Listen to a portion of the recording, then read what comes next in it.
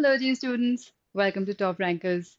Well, first of all, I'm extremely sorry to keep you waiting, but here I am, and let's start the session. So before I start, give me a quick heads up if I'm visible and audible. आप मुझे सुन पा रहे हो, आप मुझे देख पा रहे हो, and we'll be good to go. Come on, a quick heads up. Visible, audible?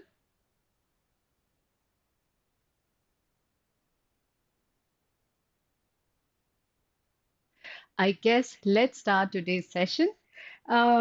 Well जब मैट का पेपर हो चुका है अब है अगला टारगेट अपना Rohtak and IP MAT Indore and आज के सेशन में आज के इस लॉन्ग सेशन में हम समझेंगे कैसे आप तैयारी करोगे थैंक यू बच्चों थैंक यू थैंक्स अटान आज का फोकस है कि हम क्या तैयारी करें कैसी हमारी तैयारी हो कि आप रोहतक और इंदौर दोनों के वोकैब सेक्शन को बहुत अच्छा अटेम्प्ट कर पाओ सो कोशिश पूरी ये रहेगी कि अपने सेशन में हम दोनों लेवल के क्वेश्चंस देखेंगे कुछ क्वेश्चंस हैं हमारे पास आज के सेशन में जो मैंने प्रीवियस ईयर्स पेपर्स रोहतक और इंदौर से उठाए हैं एंड उसके ऊपर बेस्ड हम कुछ जनरल क्वेश्चंस देखेंगे स्ट्रेटजी समझेंगे एंड ये समझेंगे कि वो cap section which is as good as at least one third of both the entrances that is Rohtak and Indore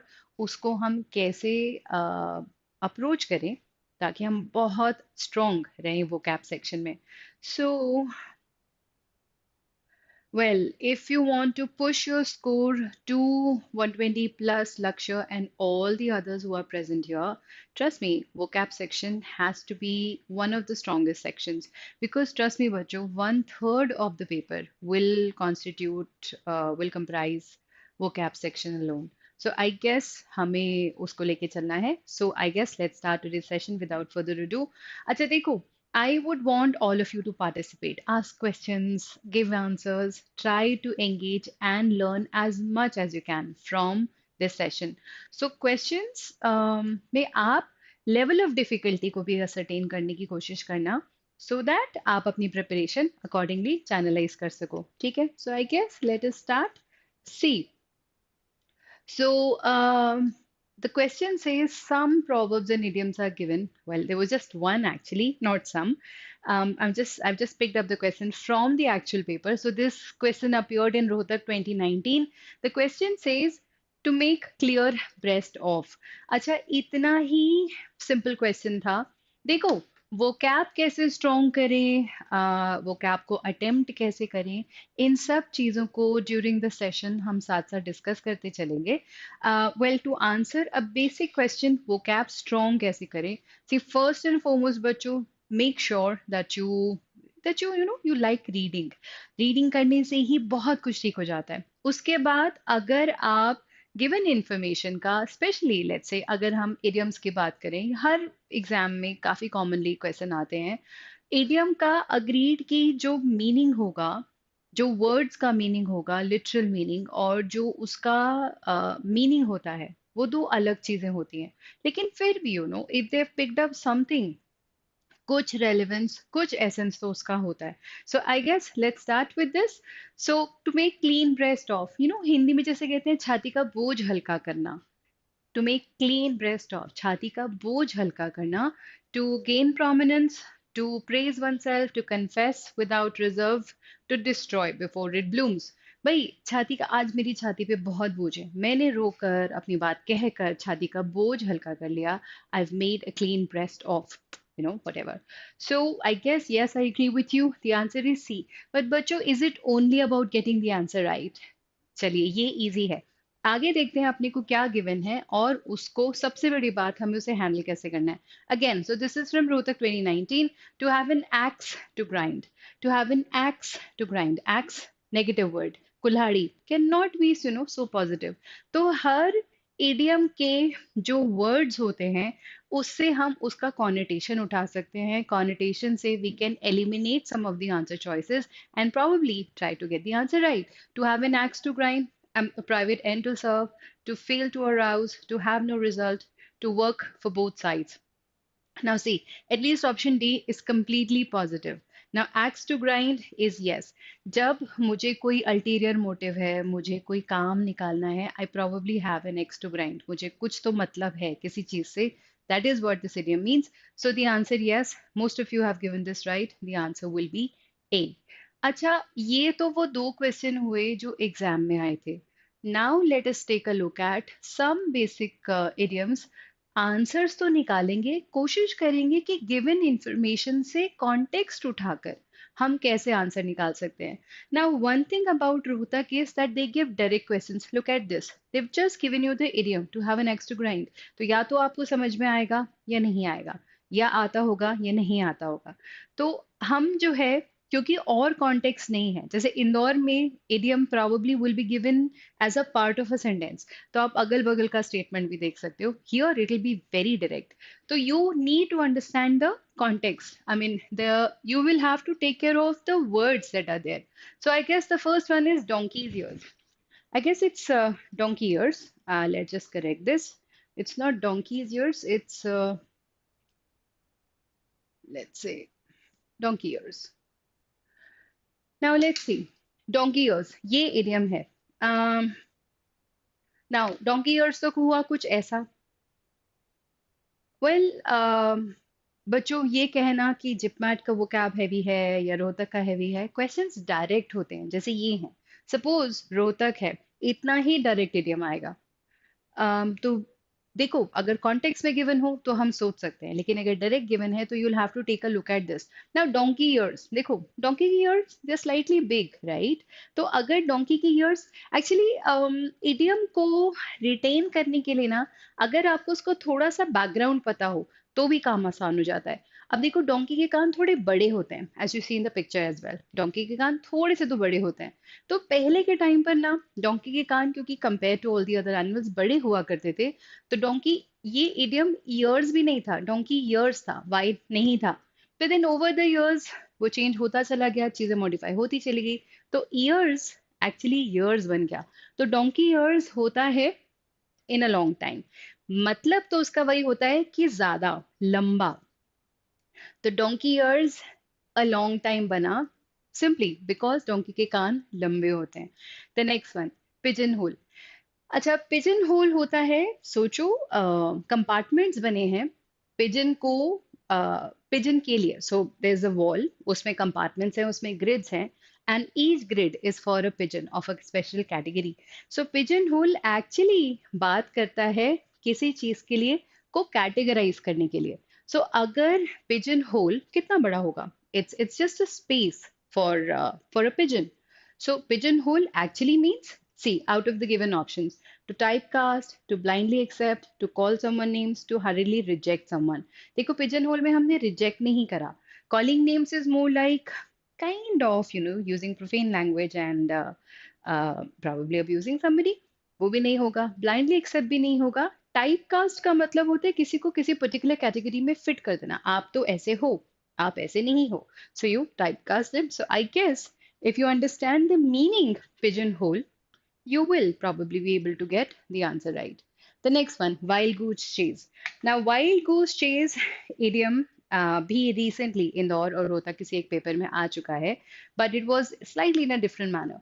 Now, goose is a चिड़िया, it doesn't really fly much, but एक चिड़िया को पकड़ना कितना मुश्किल काम होता होगा, सोचो. सो चिड़िया को कोई पकड़ने की कोशिश कर रहा है, गूस को कोई पकड़ने की कोशिश कर रहा है. An admirable enterprise, an honest effort, a powerful effort, a foolish unprofitable adventure. तुम चिड़िया को पकड़ने की कोशिश कर रहे हो, तुम मधुमक्खी को पकड़ने की कोशिश कर रहे हो, तुम बटरफ्लाई को पकड़ने की कोशिश कर रहे हो, क्या रिजल्ट हो सकता है उसका? So a wild goose chase is, yes, a foolish, unprofitable adventure. Now again, I quote, not quote, I repeat,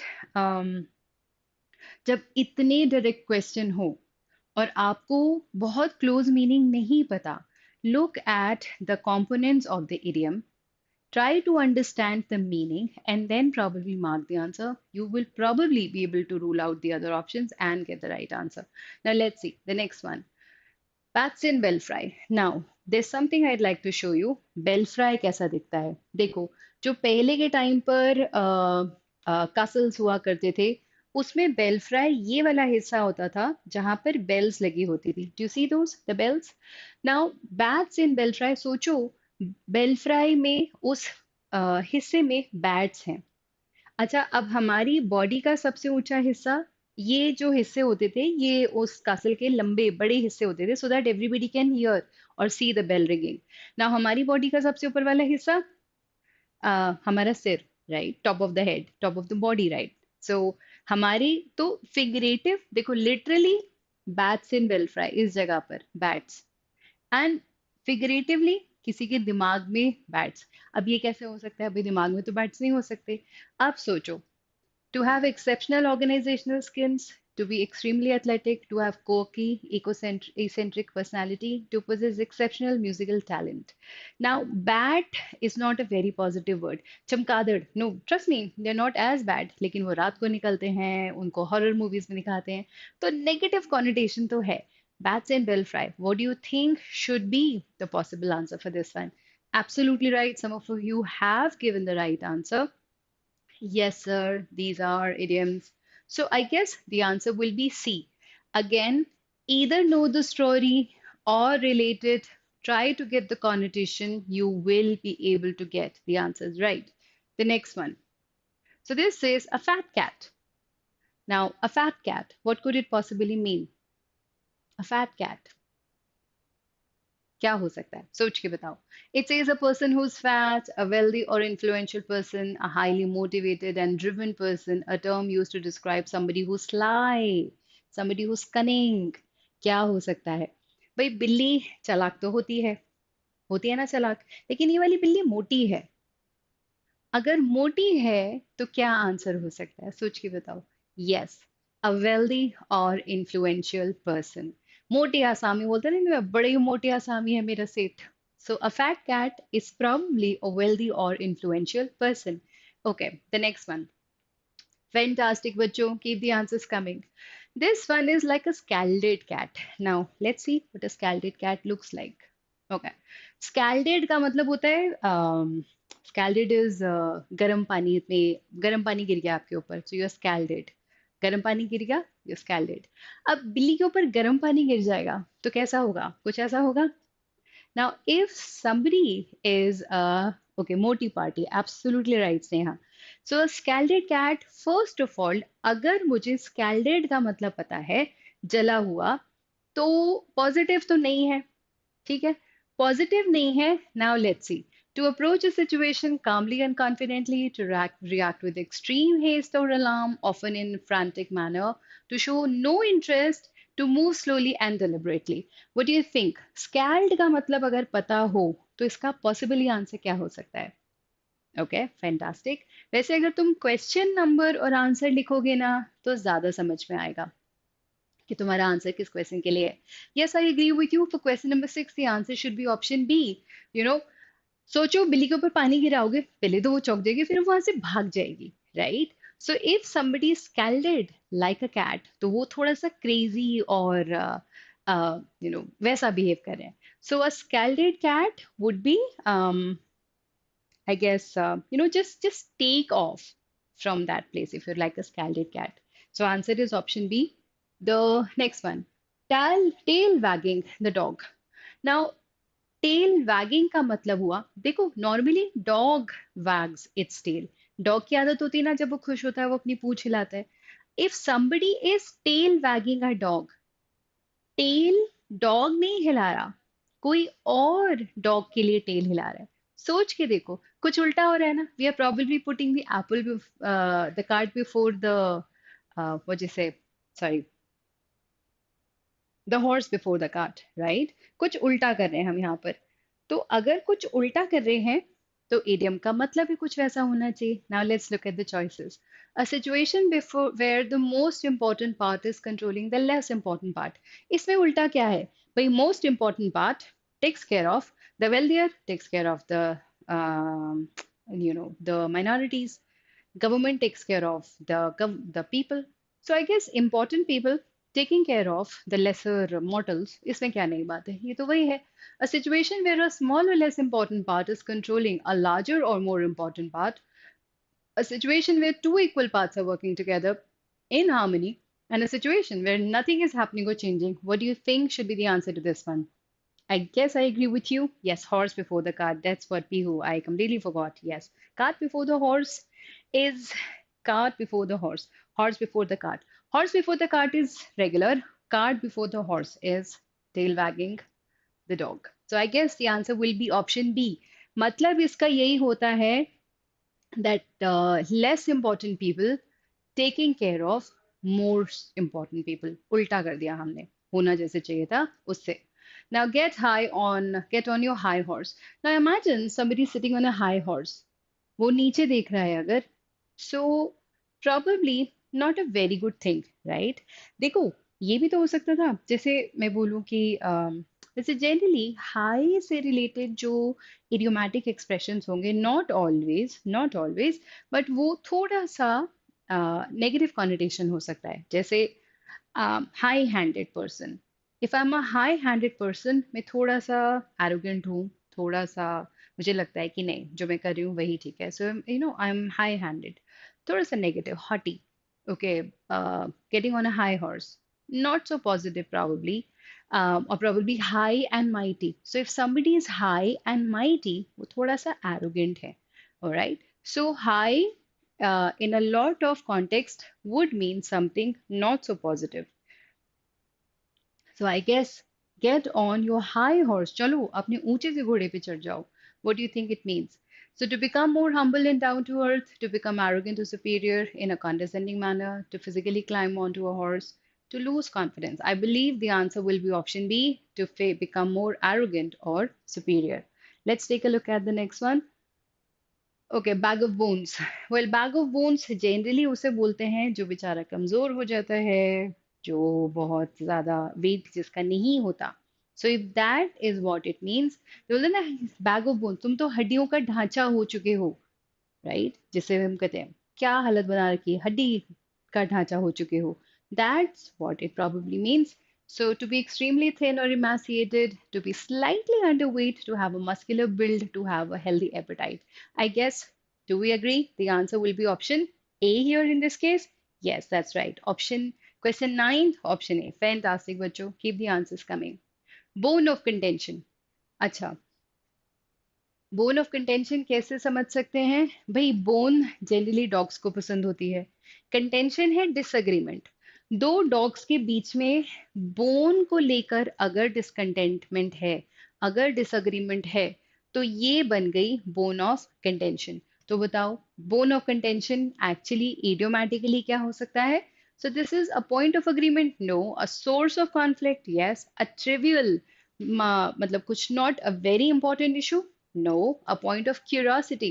Well, I guess we all agree that a bone of contention will be probably option B, that is a source of conflict or disagreement.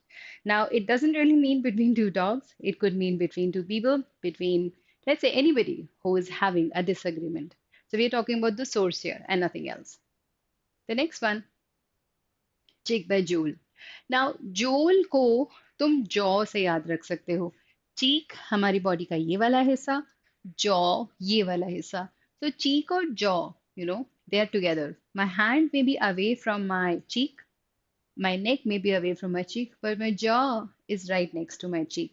So cheek by jewel, actually जब ये idiom originate हुआ था, तो चीक bye जोल था भी नहीं, ये चीक बाय चीक था. यानी कि प्यार से साथ में हमेशा. So if I love my son, I'll rub my cheek against him. If I love my dog, I'll rub my cheek against him. So cheek by cheek हुआ करता था. But cheek by jowl is also more or less the same thing. So अगर cheek by jowl same thing है आसपास, तो what do you think? नहीं, बहुत कुछ और करेंगे. We'll do a lot of other things as well, but we'll do them in parts. Now let's see. Cheek by jowl, in a state of conflict, to be far apart, to be side by side, or in close proximity, or to be completely unrelated.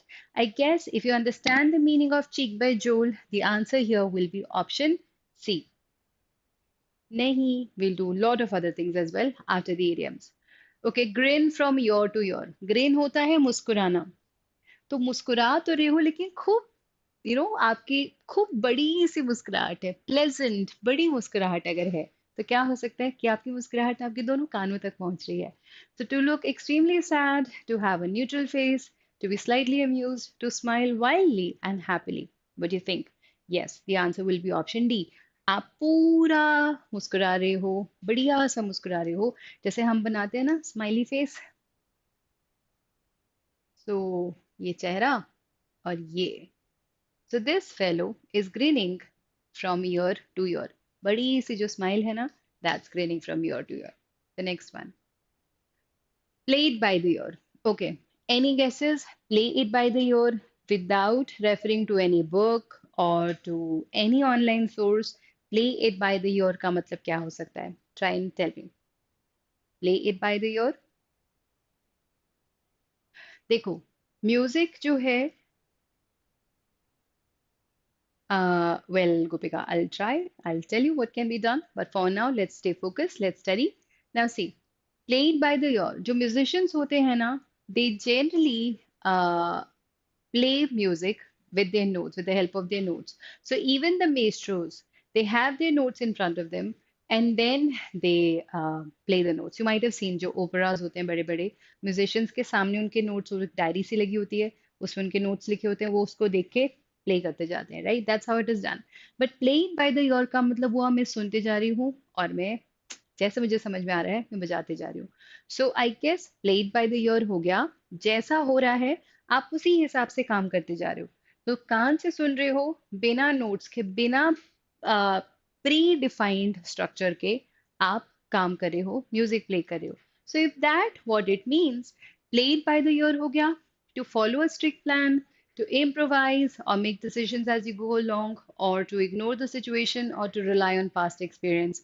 I guess the answer will be option B, Mukul. It will be option B because आप सुनते जा रहे हो and accordingly काम करते जा रहे हो. इसको समझते हैं जैसे आपने सोचा मेरा फर्स्ट डे कॉलेज में, मैं जाऊंगा, मैं फर्स्ट सीट पे बैठूंगा, मैं पढ़ाई करूंगा. बट आप वहां पहुंचे, आपको तो पता चला अरे आज तो क्लासेस ही नहीं है, आज तो सिर्फ इंटरेक्शन है. तो आपने भी इंटरेक्ट करा, आपने भी बातें करी. You were playing it by the year. जैसा हो रहा था आप वैसे वैसे करते जा रहे थे. That's all it means. The next one, face the music. Now facing the music का सिंपल सा मतलब होता है भाई गलत काम करा है तो अब डांट तो खानी पड़ेगी. तो डांट खा लेना या कॉन्सिक्वेंसेस को फेस कर लेना, जो भी रिएक्शन आ रहा है उसे एक्सेप्ट कर लेना, is facing the music. Now let's see. To avoid responsibility, to enjoy the musical performance, to take the blame or accept criticism, or to procrastinate or delay decision making. Well, यहाँ पर ना आप delay कर रहे हो, ना आप music enjoy कर रहे हो, ना आप अवॉइड कर रहे हो, आप यहाँ पर ब्लेम ले रहे हो. Whether it is your fault or someone else's, if there is a mistake, if something has gone wrong and you're being accused, आप उसे फेस कर रहे हो. You are facing the music. Facing it is facing the music. The next one, find your feet. Now find your feet idiom का background ये है कि जब एक नन्हा सा बच्चा होता है, बिल्कुल नया नया, न्यू बॉर्न, बिल्कुल, और नॉट एग्जैक्टली न्यू बॉर्न, एक नन्हा सा बच्चा जब वो चलना सीखता है, he finds his feet. उसे अरे मेरे पैर हैं, मैं इससे चल सकता हूँ. So finding your feet is finding yourself, you know, learning to walk actually. Learning to walk is finding your feet. अब ये तो हुआ उसका literal meaning. इसका figurative meaning क्या हो सकता है? Let's see. So to lose confidence, to become clumsy, to become comfortable and confident in a new situation, or to give up and quit trying. Now, let's say you join a new organization, you go to a new college, you do not know anything there, but yahan par you started understanding, you've started making new friends, you're becoming confident, you understand the teachers, you understand the curriculum, you are finding your feet. You're a newborn there who is just learning to walk, and that too confidently, finding your feet. Think on one's feet. Think on one's feet का मतलब क्या हुआ? Patak. If I have to take a decision, I'll take it very quickly. So thinking on your feet means taking to think quickly and react in a fast-paced situation. तो आज की situation में, आज की दुनिया में जब आपको बहुत टाइम नहीं होता चीज़ों के लिए, generally people think on their feet. Good leaders sometimes think on their feet. A lot of us think on our feet, so we take fast decisions. सोचा, एनालाइज करा, डिसीजन लिया. I am thinking on my feet. I am a fast pace person. I live life in fast lane. So I guess I think quickly and react in past phase situation in a fast manner. Caught red-handed, रंगे हाथों पकड़ना. हिंदी में हम कहते हैं ना रंगे हाथों पकड़ना. भाई अगर रंगे हाथ पकड़ लिया, you've been caught red-handed, तो क्या हो सकता है? Found wounded, caught by mistake, caught in the act, caught with a red handkerchief. What could this mean? Well, this will mean caught in the act. आप कुछ काम कर रहे थे, कुछ गलत कर रहे थे, and आप पकड़े गए. You were caught red-handed. The next one, snug as a bug in a rug. Now, एक rug है, उसमें एक bug है जो बहुत comfortable है. Snug is comfortable. So, snug as a bug in a rug. What could this mean? Well, to feel anxious, to be in a state of deep meditation, to be very comfortable, to be in a hurry. I guess the answer will be option C. So if you're as snug as a bug in a rug, भाई जो bugs होते हैं वो उनकी छुपने की जगह कहाँ होती है? Rugs के बीच में तो छुप जाते हैं वो.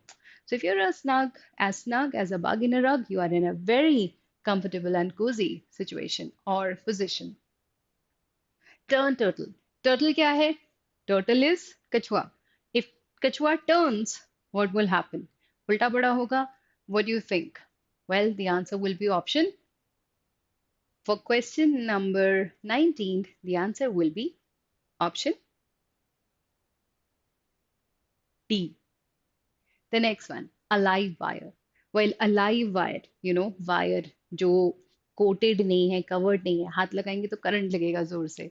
Live wire दो तरह से use होता है. One, it is used for people uh, uh, you cannot mess with. And it is used for very happy, very energetic people. There are people who are full of energy always. They are called live wires. So I guess the answer to this one will be option A. Clear? Let's move on to the next one. Uh, so we will first of all take a look at, okay, this one. In for a penny, in for a pound. Give me just 1 second. Okay, we'll take a look at this question now. Now see, Rohtak will give you direct questions. You will not have enough window to think. In the sense कि या तो आपको पढ़ के समझ में आएगा, आप लॉजिक लगाओगे, या आपने पढ़ा होगा और आप आंसर मार्क करोगे, आपके पास कॉन्टेक्स्ट नहीं होगा. But this is what the questions in IPMAT Indore will look like. अब देखो, इंदौर में क्वेश्चन आएंगे ऐसे जिसमें आपके पास कॉन्टेक्स्ट होगा. And there will be a part which will either be wrong or it will be missing, or they'll ask you the meaning of that idiom based on the contextual meaning of the idiom. So Indore की questions ऐसे दिखाई देंगे. See, this question appeared in IPMAT Indore 2019. Now let's see. The standards set by the examination board are so high that it would be difficult for poorly prepared students too. अब देखो, given information का मतलब क्या है? Given information का मतलब है Shreyansh, we'll get to that. Give me just some time. Let's just discuss this first of all. Now see, this says कि एग्जामिनेशन का स्टैंडर्ड बहुत हाई था. ठीक है, अब एग्जामिनेशन स्टैंडर्ड हाई है तो जो पुअरली प्रिपेयर्ड स्टूडेंट्स हैं, and then there is a blank. Now look at how Indore structures the questions. Now what they really do is, now there are four options and all of them look identical. The first one says pass most errors, past muster, get past most errors, pass muster. Now the answer to this question is option D. Now pass muster actually military में एक बहुत common उनकी एक terminology है. अगर कोई muster को पास कर लेता है, that means they get through that part without a lot of criticism. तो if at all let's say there is an inspection of the soldiers, and this idiom originated in the military section of the army, जहाँ पर inspection को अगर clearly आप पास कर लेते हो, they say you have passed muster. So muster को उन्हें पास करना होता है, again comes from military background, वो होता है। तो अगर आपने कम पढ़ा हुआ है तो आपके लिए पास मस्टर करना मुश्किल होगा। नाउ मजे की बात, they will give you such close options. One, you will have to know the meaning of the given idiom. Second, they can change or tweak the language of the idiom, and you will sit and think, oh my God, I knew the meaning. What do I do now? So, one thing, children, when you prepare idioms and phrases, agreed that you have to understand the connotation, you have to understand the meaning of the idiom, but you should also be familiar with the structure of the idiom. So, if it is past muster, it cannot be past muster. Past muster will be past muster, but cannot be past muster. So, you'll have to understand the language, the and the meaning of the given idiom. Now, let's see. There's another one. Again, this one appeared in IPMAT Indore 2019. Now let's see what did this say. I'll have to dash because I don't know how Sheila's parents are going to react to this offer. भाई किसी के parents कैसे react करेंगे? I'll have to count on my fingers, face the music, break the ice, play it by the ear. What do you think should be the answer to this one? Which is a question that appeared in IPMAT Indore 2019. Give it your best shot. What do you think? Count on my fingers का मतलब होता है आप अपनी उंगलियों पे गिन सकते हो। अरे मेरे कितने दोस्त हैं, गिनती के तो दोस्त हैं, मैं तो उंगलियों पे गिन सकती हूँ मेरे कितने अच्छे दोस्त हैं। Then we have face the music, यानी कि आपने गलती कर दी, अब भुगतो। And then we have break the ice. No, when two people meet they break the ice so that they can start comfortable conversation. It's then when you break the ice. And this one is played by the ear. जैसे जैसे होते जाएगा वैसे वैसे मैं करती जाऊंगा. So the answer to this one will be option D. सी, मुझे नहीं पता उसके पेरेंट्स कैसे रिएक्ट करेंगे, तो मैं क्या करूंगा, जैसे मुझे समझ में आते जाएगा वैसे वैसे मैं हैंडल सिचुएशन को करते जाऊंगा। So the answer will be option D. अच्छा, फेस द म्यूजिक इसलिए नहीं होगा, ऑफर दिया नहीं है, तो आप फेस द म्यूजिक कैसे करोगे? So I guess the answer will be option D. Now, before I take you ahead, there is this good question that we should discuss. This one. The police cordoned the scene of the crime off, and we couldn't even get close. Now, cordon off को learn करने का एक बहुत अच्छा तरीका आप ऐसे कर सकते हैं। देखो, see, the word cordon comes from the word cord. Cord is रस्सी. So if I've cordoned something off, तो मैंने तुम्हें off वहां जाने के लिए permission नहीं दी. So let's say I've put a rope here or some way or the other I've barricaded up an area. अब आप इधर नहीं आ सकते. That means I've cordoned it off. Cordoned can come from the word cord. If this police inspector has cordoned this area off, so you cannot go to the other side of this rope, this cord actually. So they have cordoned it off, did not allow anyone to leave the area, decorated the area, sealed off the area, checked everyone in the area. So I guess, yes, hats off to all these intelligent, hardworking students present here. Cordoned off here generally also means to seal off the area so that nobody can cross that area. Well, options will look similar, bachcho. The options will look similar. That's the point.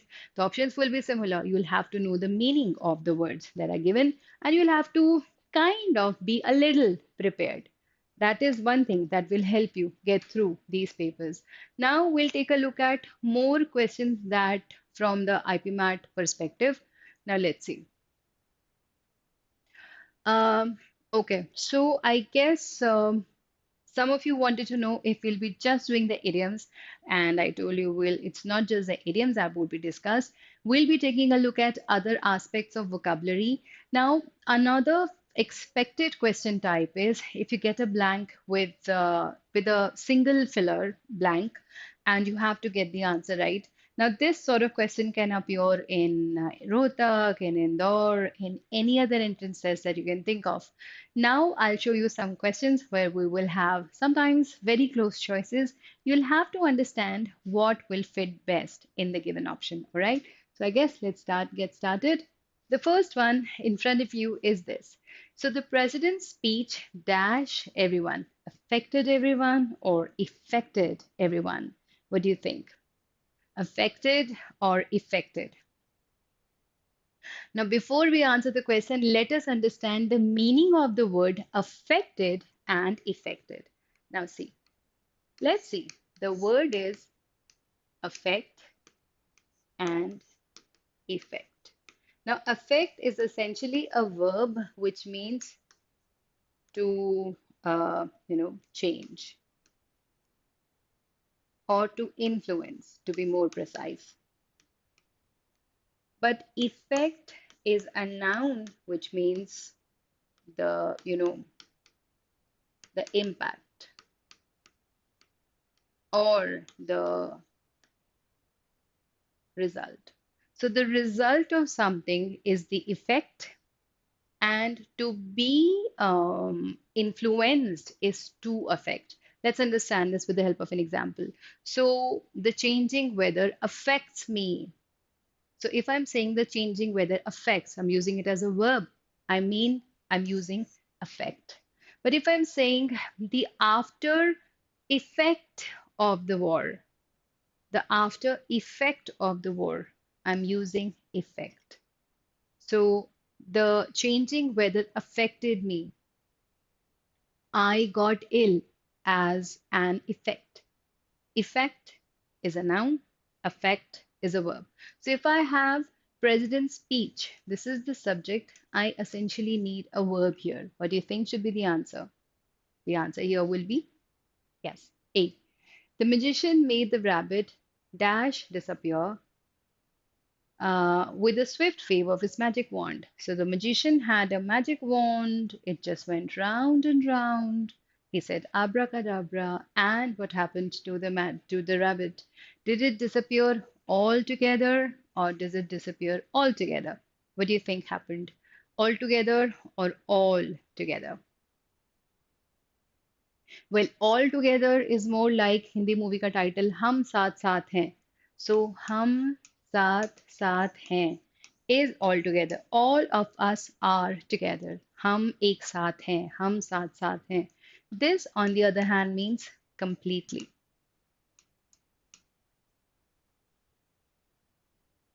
So if something happens completely, so I dismissed him altogether. I dismissed him completely. Go away. I don't like you.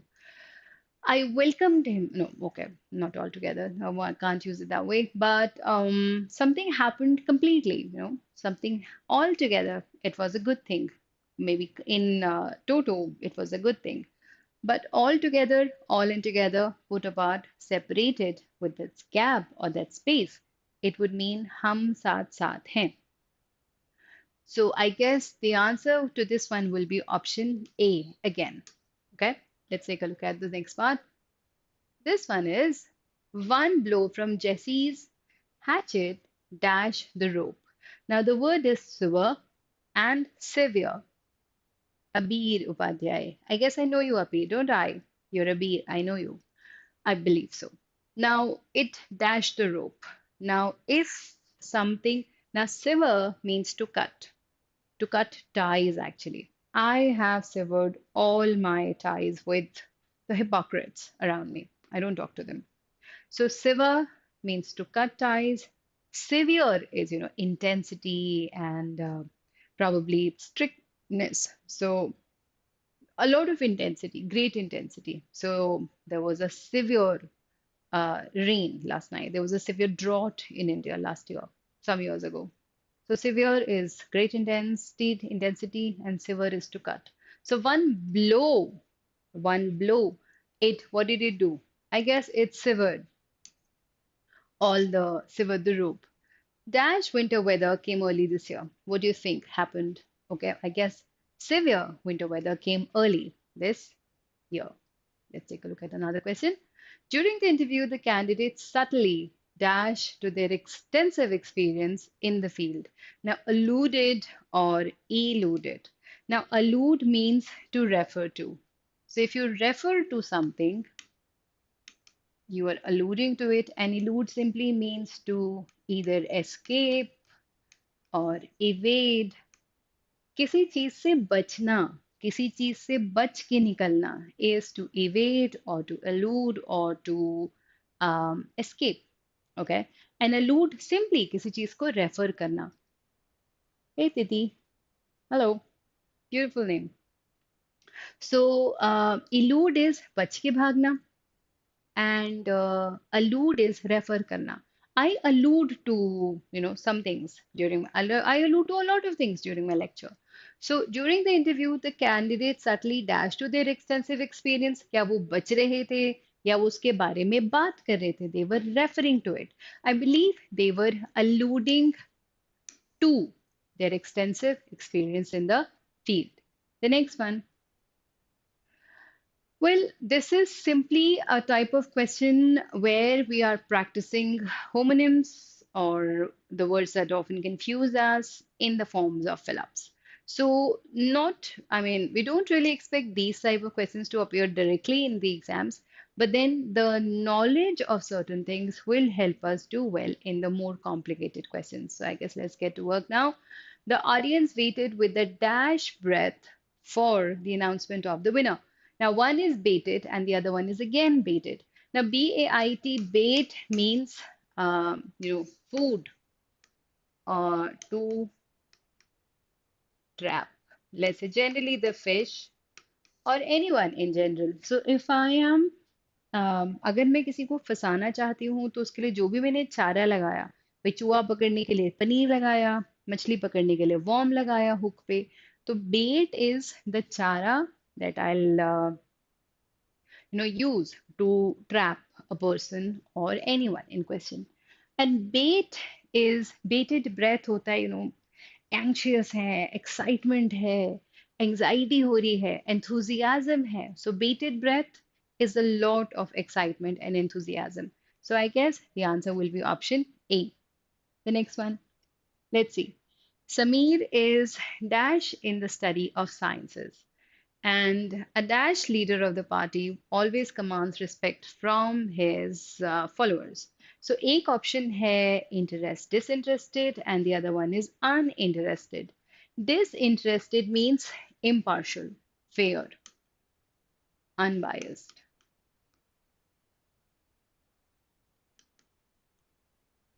And uninterested होता है simply not interested. So आप किसी चीज में interested नहीं हो, आप uninterested हो. I'm uninterested in, okay, mathematics. But I'm a very disinterested person. I always do what I think is right, what I think, what is right.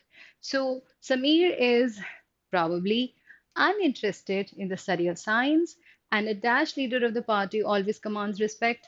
See, if you are an unbiased leader, you will command respect. ये सिर्फ किताबों में होता है, सच्चाई में ऐसा कुछ नहीं होता. But then कहने में क्या जाता है? So a fair leader will be respected, and if you're not interested, you are uninterested. The driver was adept. He was skilled at driving the dash mountainous roads of these parts of the country. कैसी mountainous roads कैसी होती हैं? ऐसी गोल गोल गोल गोल winding road जिसे हम कहते हैं. ऐसी वाइंडिंग रोड्स का दूसरा नाम होता है टॉर्टुअस. ऐसी जलेबी जैसी. Most of the students finds doing English homework. भाई होमवर्क दे दिया मैम ने आज. आज तो मैं बहुत दुखी हूँ. टॉर्चर करके रखा हुआ है वृंदा मैम ने मुझे. होमवर्क दे दिया इतना सारा. बोला सारी इडियम्स बुक के और सारी कंफ्यूजिंग वर्ड्स पढ़ के आ जाना. Probably you find the homework torturers. होता है ऐसा? टॉर्चरस लगता है हमें होमवर्क, राइट? कितने बच्चों को होमवर्क टॉर्चरस लगता है? जैसे give me a heads up, ma'am. I find it very torturous.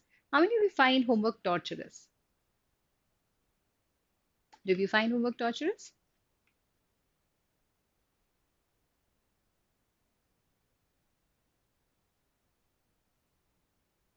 Moving on to the next one.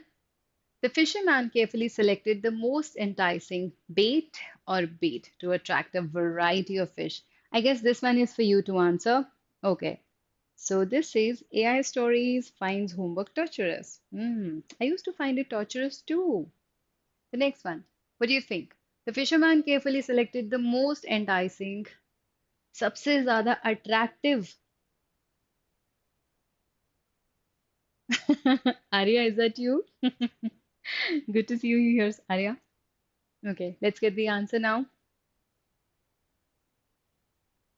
Bait or bait? Question number 11th, the answer will be Janvi says, Himanshi says B. All of you say B. Okay. Yes, bait, Chara, right? She was dash of the environmental impact and chose eco-friendly products. भाई eco friendly products उसने उठाए क्योंकि उसे environmental impact की फिक्र थी conscious या conscious what do you think difference क्या है कॉन्शियस और कॉन्शियस में this is conscious this is conscious well conscious means yes sir. Conscience is, your antaratma. So the compass of morality is conscience. भाई ये सही है, ये करना चाहिए, झूठ नहीं बोलना चाहिए, किसी का मन नहीं दुखाना चाहिए, चोरी करना बुरी बात है. The compass of your morality, that's your conscience, आपकी अंतरात्मा. Whereas, yes, moral versus awareness, absolutely right. If you're conscious, you are aware. आप जागे हुए हो, आप जागरूक हो. Now let's see. So she was dash of the environmental impact. She was conscious of, she was aware of um, the environmental impact. Therefore, she chose eco-friendly products. The next one. The decision weighed heavily on his conscience or conscious, knowing it could affect the lives of many. This is for you to answer. I'm waiting. The wind caused the branches to dash in the quiet forest. Okay. Forest में wind से पेड़ को क्या हुआ होगा उसने creek किया होगा कि क्रीक किया होगा बताओ CREAK क्रीक इज आवाज एंड CREEA क्रीक इज नहर छोटी सी नहर what do you think will fit in sentence 13 and in sentence number 14 what do you think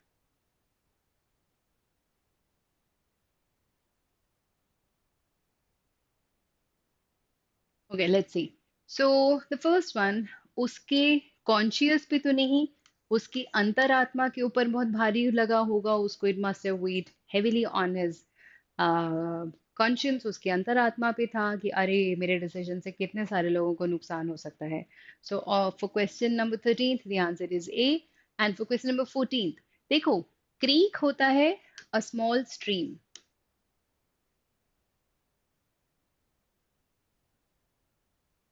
whereas a creak is the sound, the creaking sound that generally wooden things make. दरवाजे की चर चर चर table पे बैठे तो जो चर चर आवाज होती है that is what creaking sound is all about.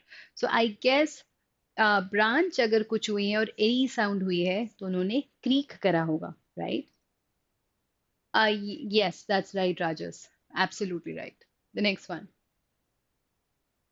Children are credible or credulous by nature. Credible होता है actually cred means faith, belief,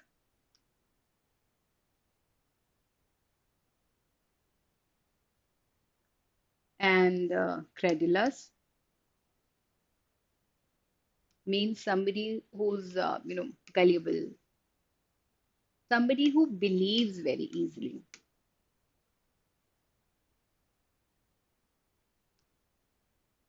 And whereas credible is believable, जिस पे आप विश्वास कर सको वो क्रेडिबल और जो विश्वास आसानी से कर ले वो क्रेडिलस तो अब बताओ आंसर क्या होगा इसका बच्चे क्रेडिबल होते हैं या क्रेडिलस होते हैं I believe going by the meaning the word will be credulous ghost are not corporal और corporeal what do you think Not, I won't say that these questions appeared in previous years, but the words that I've picked up, some of them have appeared in previous years' papers. So I guess let's continue. Yes, naive, that's the one. Well, corp is another root word which means body. Now, corporal भी bodily होता है. Corporeal also means bodily. But this is bodily presence.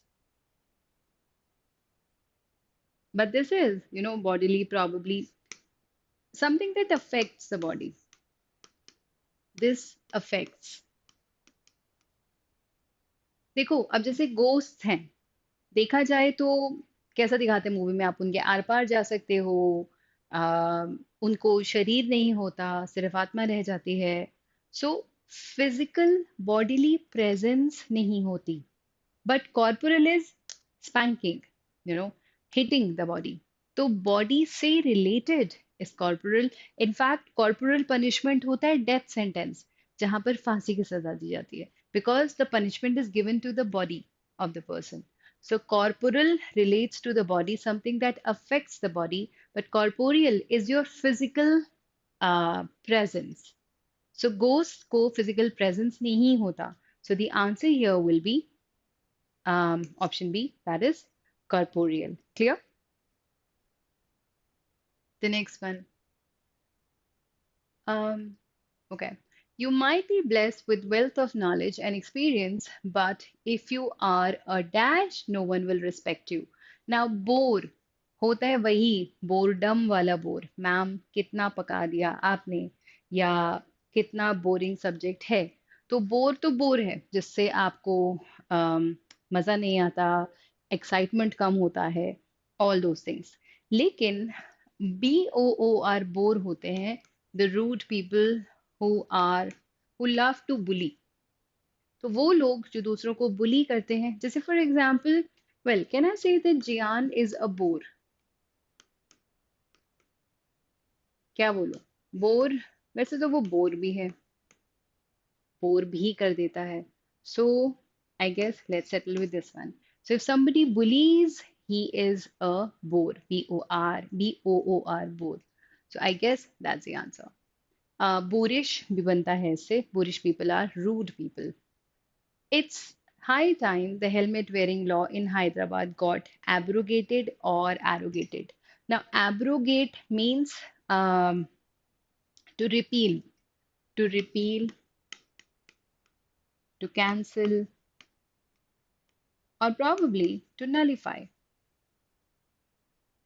So if I am abrogating something, I'm calling it off. I am cancelling it. I am repealing it. I am nullifying it. But arrogate का मतलब होता है कोई ऐसी चीज claim कर लेना जो आपको क्लेम करनी ही नहीं चाहिए थी. Now, if I arrogate a claim, now let's see, I am not supposed to be, let's say, the monitor of the class. But if I declare myself the monitor, so I have arrogated the responsibility on myself. Yeah, you could say that, Pihu. You could say that. Now, abrogate में आप cancel करते हो.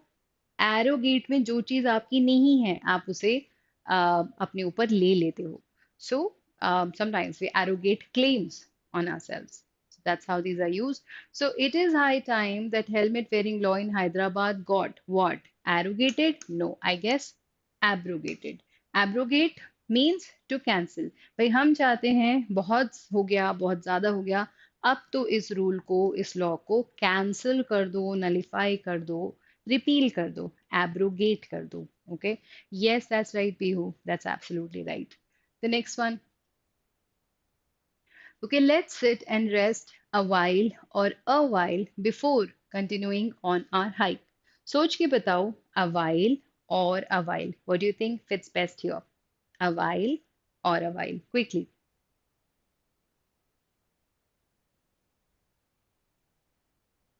What is the difference between the two? A while and a while. Anybody?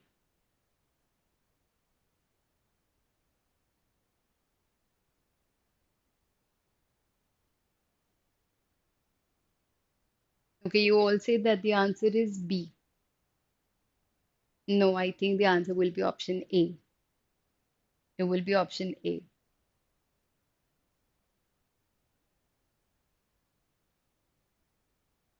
No, it will be A.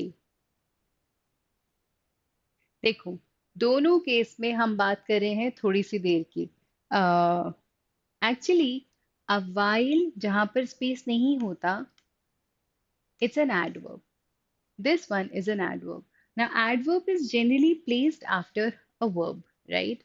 So, for example, I say, I came and I stayed a while. So, if I stayed a while, see,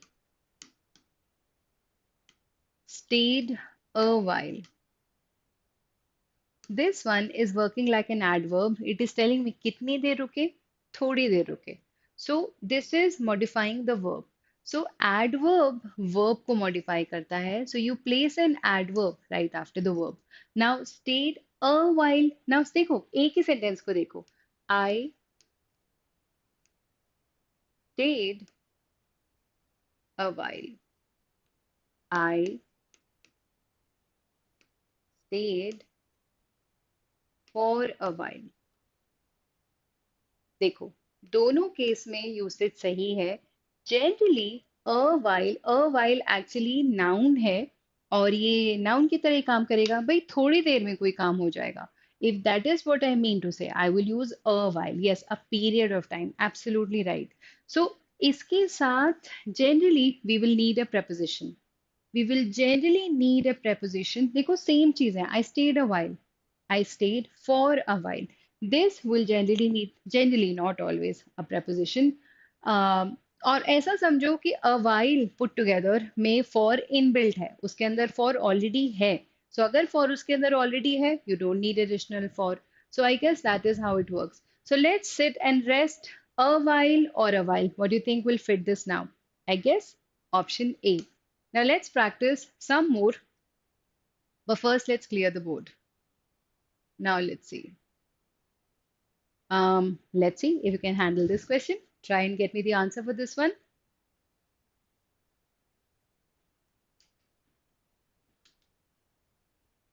Hmm. Question number 20th. What do you think should fit here in question number 20th? Read and give me the answer.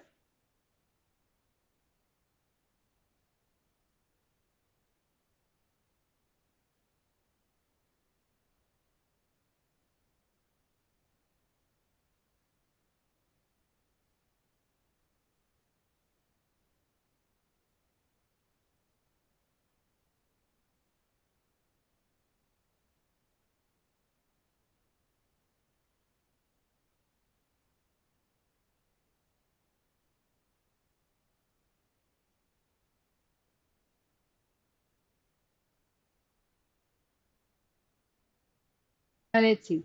It's been probably a while. It's been a while since I last spoke to Kevin. एक और try करते हैं. Try this one.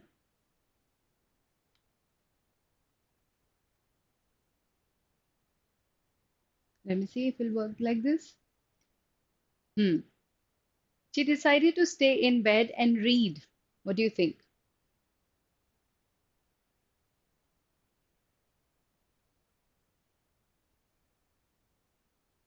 Question number one, what do you think will be the answer here?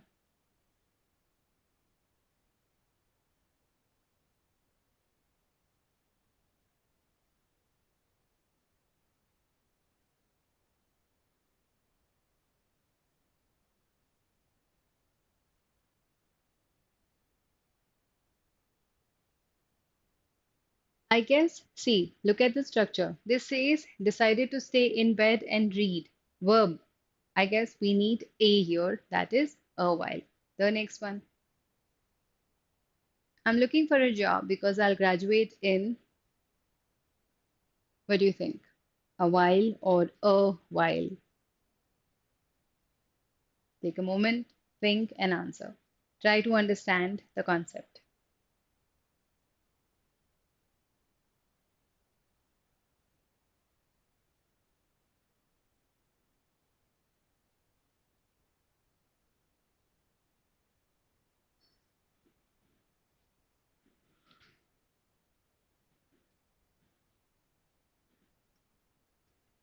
अगर preposition है तो answer will be a while. Okay. Okay, the next one. Now we will put the knowledge to use. Now, some of you are asking what sort of questions will appear in the exams. Well, these sort of questions will appear in the exam. So I guess, see, the question will look like this. In one of the statements below, one of the statement given below contains a word misused. You need to choose the option that is incorrect or inappropriate usage of the word. बताओ क्या हो सकता है यहाँ पर? You need a word that has been incorrectly used. So let us go through the words. Let us try to understand. Now, this question appeared in IPMAT 2019.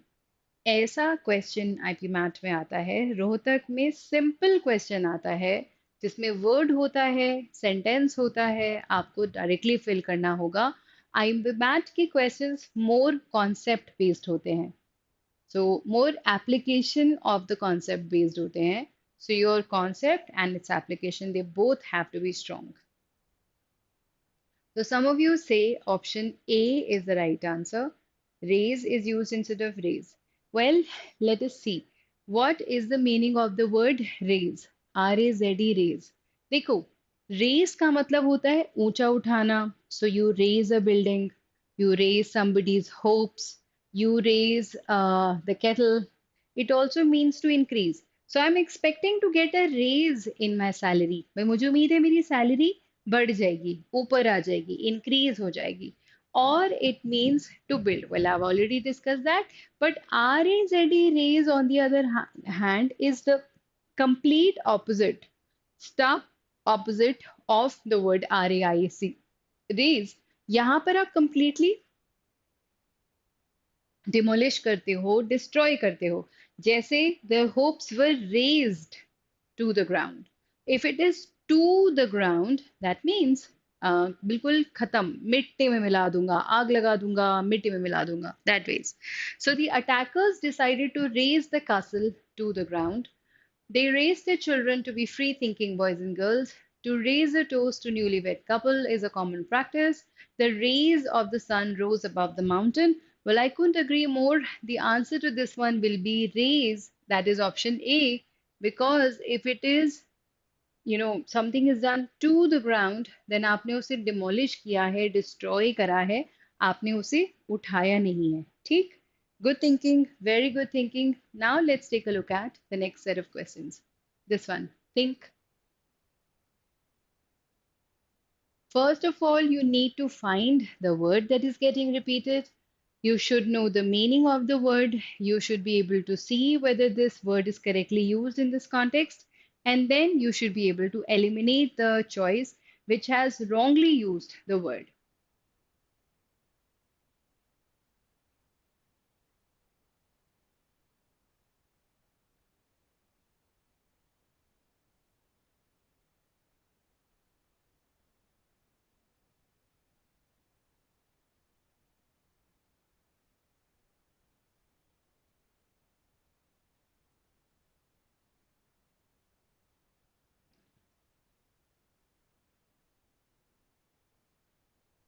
Okay, some of you have given the answer.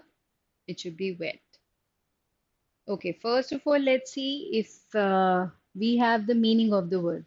So wet is covered in liquid. भाई आप बारिश में गीले हो गए. You are wet.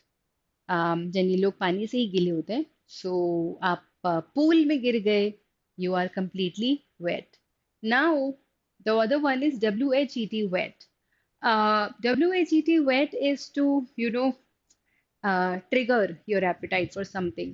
भाई आपका आपका डिजायर है किसी चीज के लिए और किसी चीज ने उसको और तेज कर दिया, तो they have whet your desire. आपको खाना खाने का मन है, आपको नाक में खुशबू आ गई, आपका खाने खाने की इच्छा और स्ट्रांग हो गई.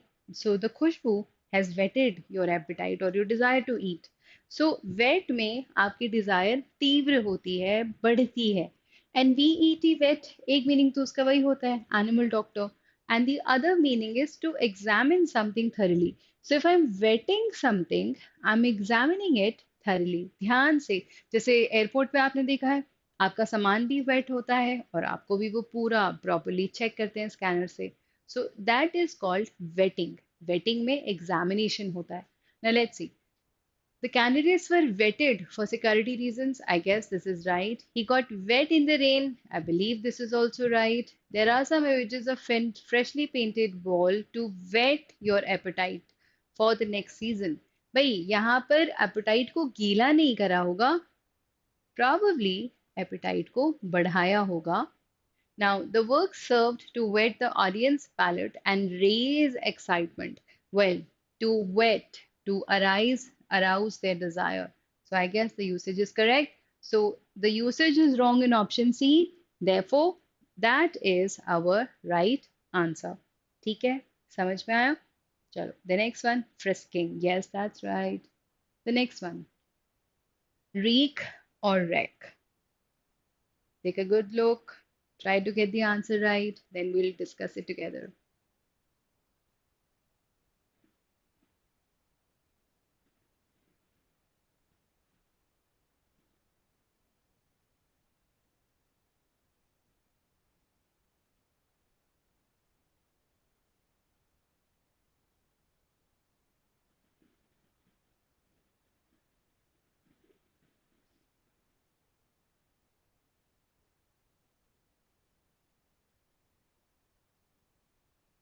What do you think is the right answer for this one?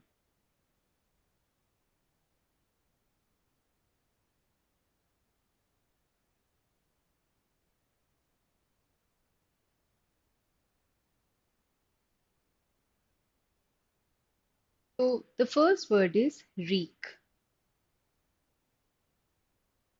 and the other one is wreck. Now, reek is a verb which means to destroy. If somebody reeks, so it is destroying. So probably the storm is wreaking the ship. So it's destroying, it's breaking, it's sabotaging the ship. So wreak is to destroy, whereas wreck is a noun. This is the result of destruction,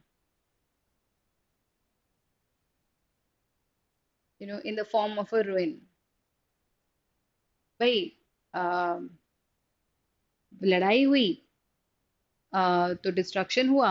अब जो टूटा फूटा बचा है, that is the wreck of whatever happened during the the storm or the war. Now she is determined to wreak vengeance on those who killed her cousin. Wreak vengeance, so she wants to wreak. It's working like a verb. Looks okay to me. The stress of her exam made her a wreck. भाई stress से बिल्कुल उसकी हालत खराब है. She is in a bad state. अ लगा है उसके पीछे. It's working like a noun. I guess the usage is right. Dad was a nervous wreck on the day of the event. A nervous wreck. Sounds about right. The new tax could wreak havoc. Could wreak havoc among the smaller companies. So after they wreak havoc, the smaller companies would be a wreck. So बाद में जो होगा, that would be in a wreck. So I guess yes, I agree with you. The problem is with option D. Now let's take a look at the next one. Read it yourself and try to get the answer.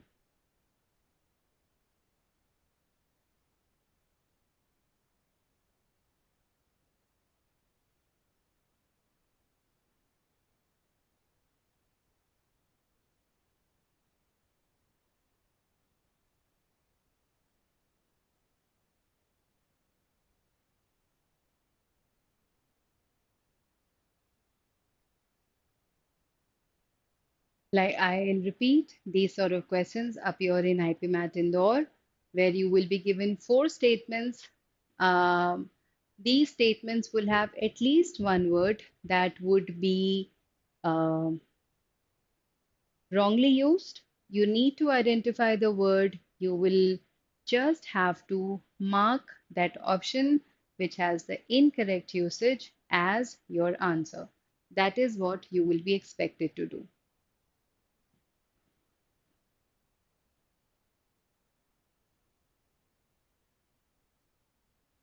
Okay, let's understand the meaning of the word. Now, artist's vision for the painting had to be altered. Well, first of all, it should be altered due to unexpected material constraints. Despite numerous attempts to alter the system, the program failed to function properly. The defendant's lawyer argued that evidence had been altered by the prosecution. The company's profits have been significantly altered. Now, the words that are getting repeated are altered and altered, right? Now you need to understand which one is the wrong usage here. Yes, absolutely right. Alter means to change. Alter means to change. Whereas the word altar means, it's generally a raised platform where you can worship. It's a raised platform to worship. So that is what altar means. It's a noun. So it's more like a platform where you sit and worship. So you might have seen in these in the churches. Now let's see. The artist's vision for painting had been altered. Well, looks wrong.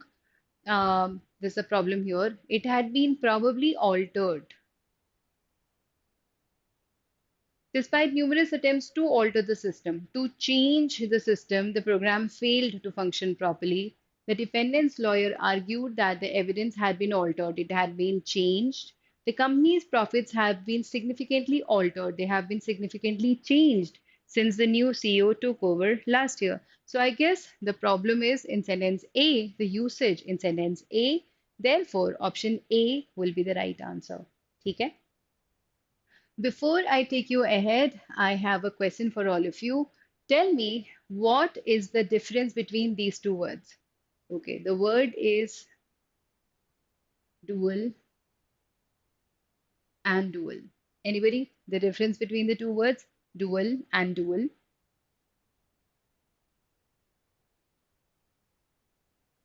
See, these sort of words appear in the exam a lot, so it would be good that we know the meaning of these words. I'll quickly clear the screen for all of us.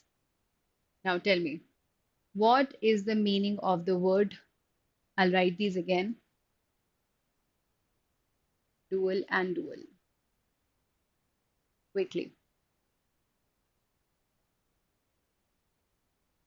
Absolutely right. This is a fight generally between two groups or two people, whereas this simply means double. Okay. The meaning of these two words very quickly. Let's see what you understand. So the word is severe and severe. What is the difference between the two? Quickly. Severe and severe.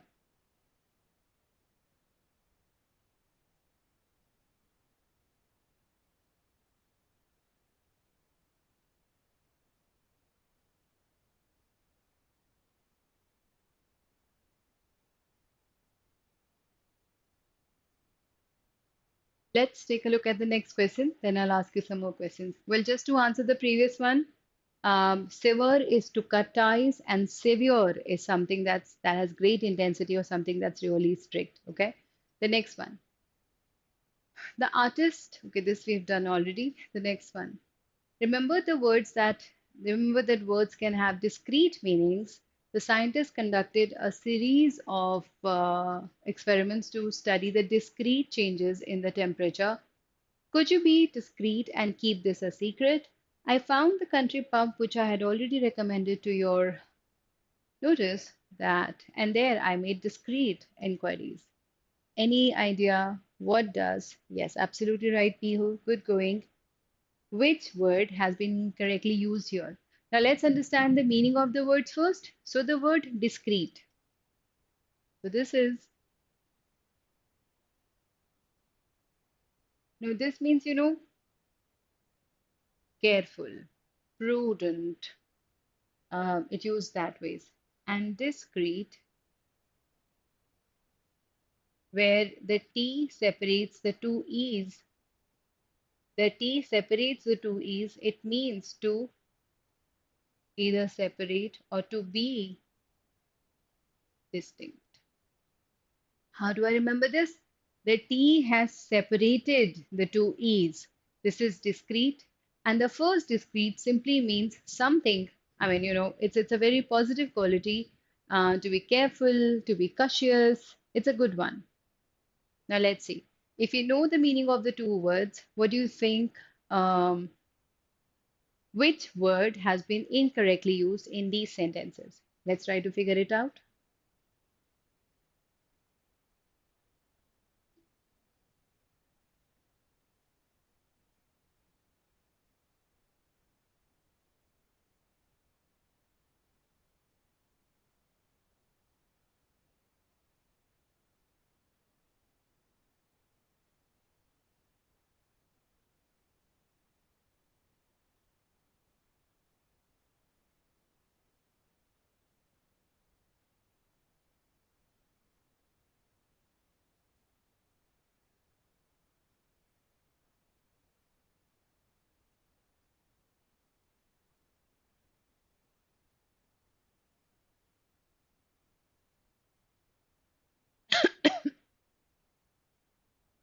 Okay, have you figured out the answer?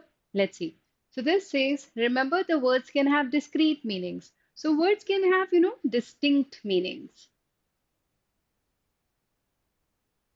The words can have distinct meanings. भाई हर word का अपना अलग meaning हो सकता है, right?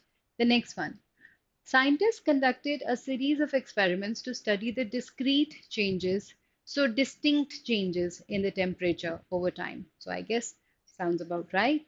Could you be discrete and keep this a secret? Could you be distinct? Could you be separate and keep this a secret? Doesn't look right, looks problematic. I found that country pub, which I had already recommended to your notice, and there, well, there's something off about the statement. And there I made my discreet enquiries. I made my careful enquiries. Well, sounds about right. I made careful enquiries. Sounds okay. I guess there's a problem in the way discreet has been used. The word discreet, I believe, let's try to be, can you be careful? Can you be careful and keep this a secret? Bhai, dhyan se rakhna. It's a secret after all. So I guess there is a problem with the word discreet. Now, another question for you. Let's see if you can answer this one. What is the difference between these two words? So the first word is allude and elude. Now, one thing, these both are verbs. Both of them are verbs. What is the difference between the two? A quick question. For all those of you who have attended the session right from the beginning, we have discussed the word before. Let's see what you remember. The difference between the word allude and elude.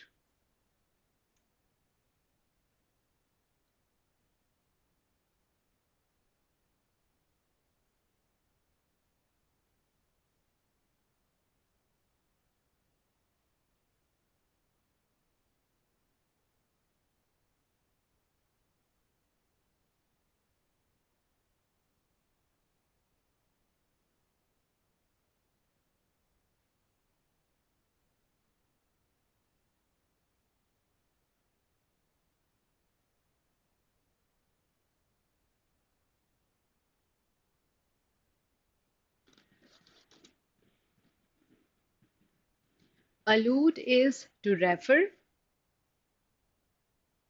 to something, and elude is to escape. The next one.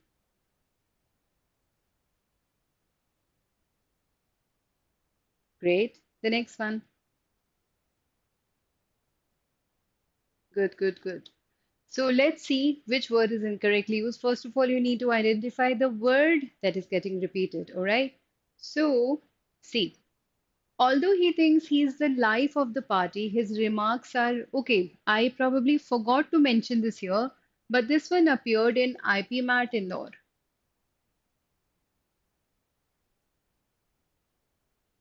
I could be mistaken, but this appeared, I believe, in 2022 or 23. This is from actual IPMAT paper. This question has been picked up from there.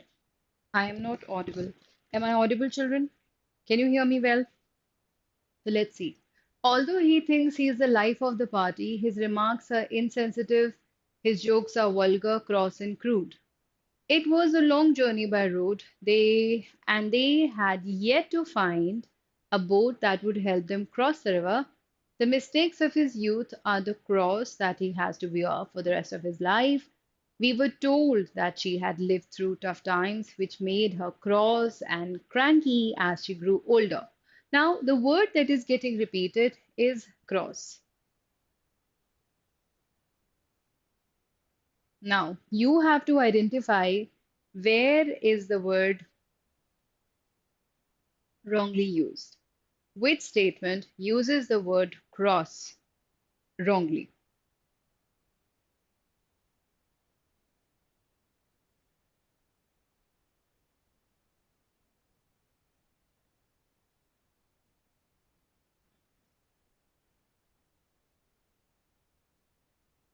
Okay, let's see.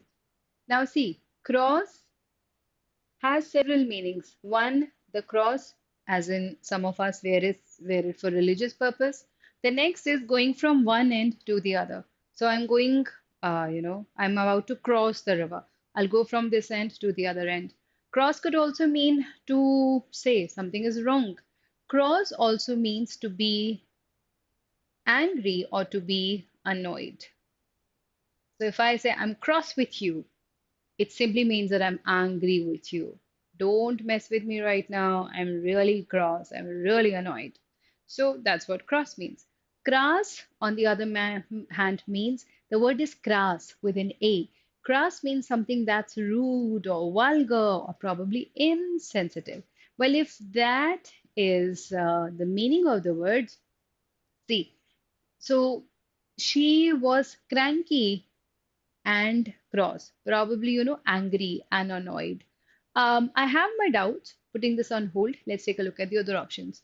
The mistakes of his youth are the cross he has to bear.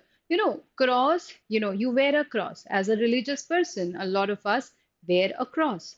Now, if somebody has to wear something as a cross, now a cross, literally a cross is worn by Christians for religious purposes. The other is if you wear something like a cross, that means it's something that you have to, something weighing heavily on your conscience, and you are kind of carrying it with you.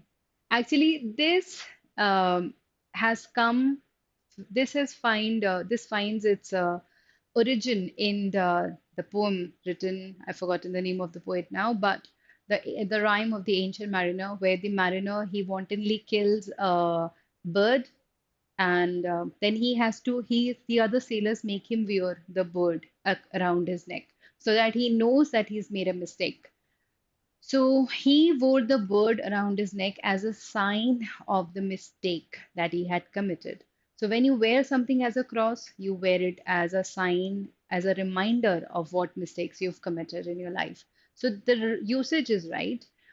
So I have to cross the river again. The usage is right. His jokes are vulgar. Well, they cannot be, any of these crosses. They cannot be angry. Well, they can be insensitive. They can be vulgar. So I guess I have my doubts. She could be insensitive and cranky as she grew older. But then the usage here is absolutely wrong. So here I have my doubts, but here I'm sure. So the answer will not be option D, but option A. Okay, the next one. Okay, again, this one comes from IPMAT, I believe 2020. This is IPMAT Indore 2020. So the students who wrote this paper almost 5 years ago, they were given this question to answer. Let's see what justice will you do to it. Read the statement, try to figure out the answer on your own. First of all, identify the word that is getting repeated. Then you need to see which word has been incorrectly used. Now, just to let you know, climatic relates to climate, climactic relates to the climax. So this is the climax.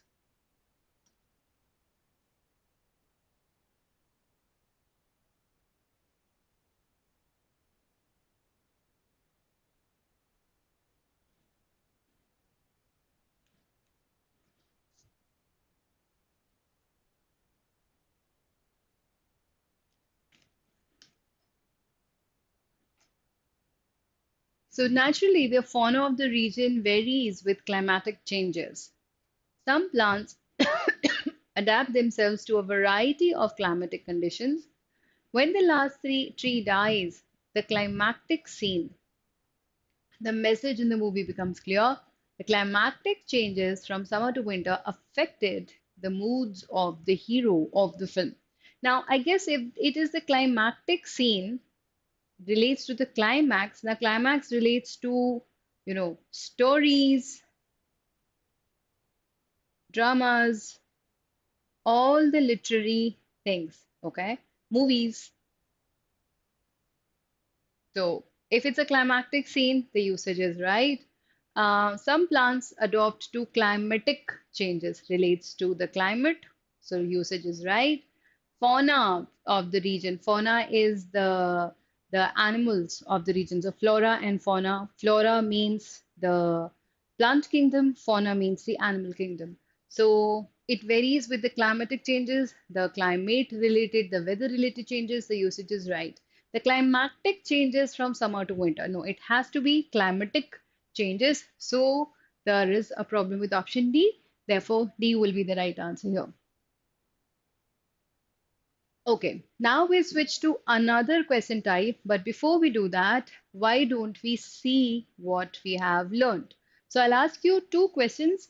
Let's see who will answer first. Maybe you'll get a chocolate from me once you're in Indore for your paper. Now let's see. What is the difference between the word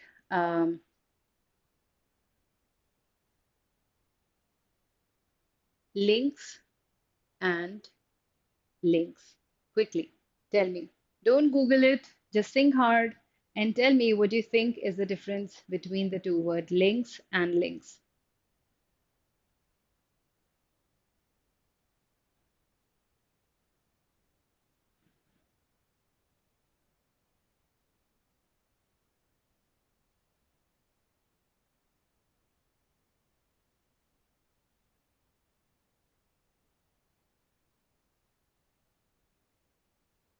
And what is the difference between luxurious and luxuriant?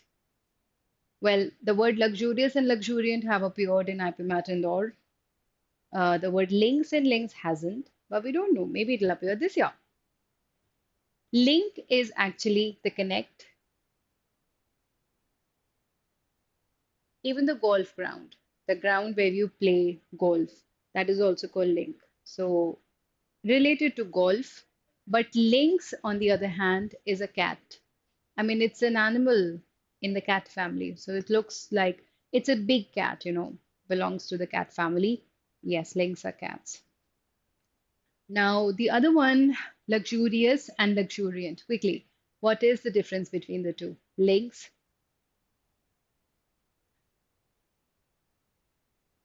very good. Clammy car, good answers. Good cinnamon girls and Pihu and all the others who answered. Now, luxurious is anything that will give you comfort, something that will come at a price. So you expect it to be expensive. Your fantastic cars and all your games and all the luxuries that you have, they come and they are very expensive. They make your life comfortable. Luxuriant, on the other hand, is an adjective that stands for good growth. So if your hair grows well, the growth of your hair is luxuriant.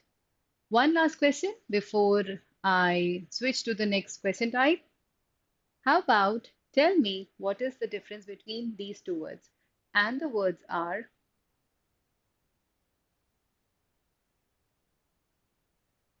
lighting, lightning,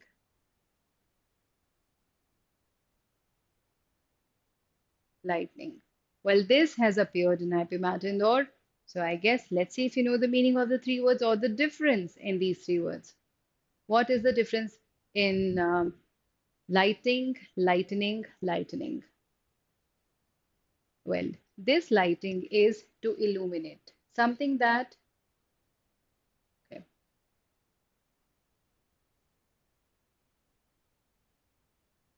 something that illuminates, the sun, it illuminates, it lightens the world. This is what you called a flash of light in thunderclouds,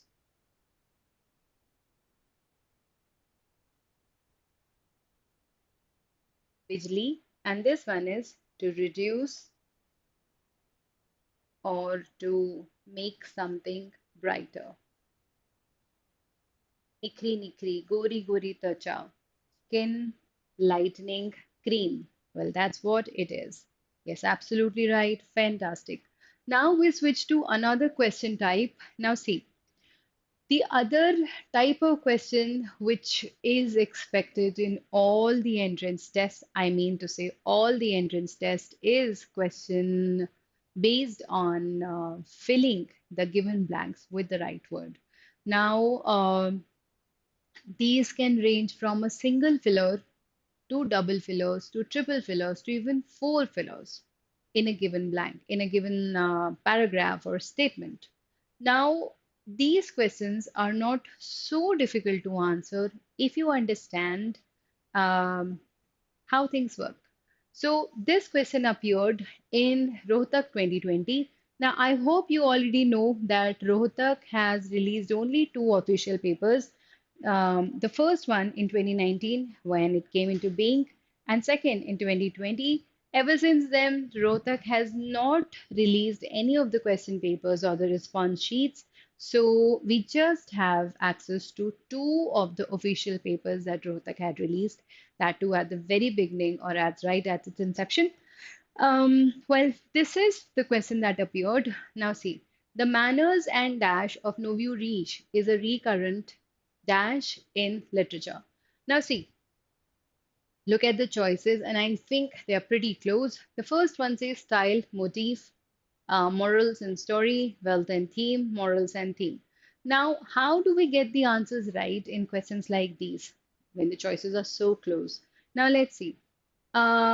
First of all, you need to understand the meaning of the information that is given.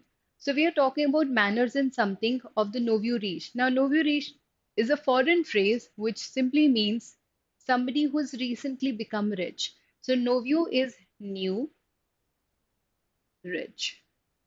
So somebody who's become rich just now, somebody who wasn't born with a silver spoon in his mouth, is a nouveau riche.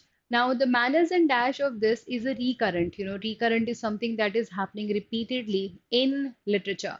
So, literature में नए नए बने हुए अमीर के बारे में जब कुछ लिखा है, उसके around for general category, I believe it was 306, Khushi. Last year, general category Rohtak, 306 if I'm not wrong.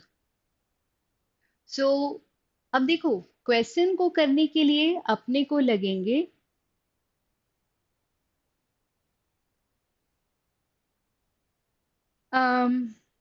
Well देखो, गिवन इंफॉर्मेशन को क्लू की तरह देखो और तब अपने आंसर को फिगर आउट करने की कोशिश करो. अब देखो आंसर कैसे निकलेगा इसका. एंड इनफैक्ट एंड क्या, जितने भी कनेक्टर्स होते हैं सेंटेंस में, trust me they are your best friends.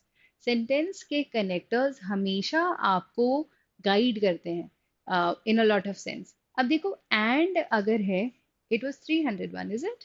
Oh, somehow I remember 300. Probably, could be my memory is failing me a little.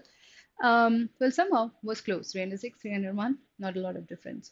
Now coming back to this, and अगर है, and ना दो बराबर चीजों को ज्वाइन करता है, जैसे sang and danced, singing and dancing, probably fan and bulbs, probably elephants and rhinoceros.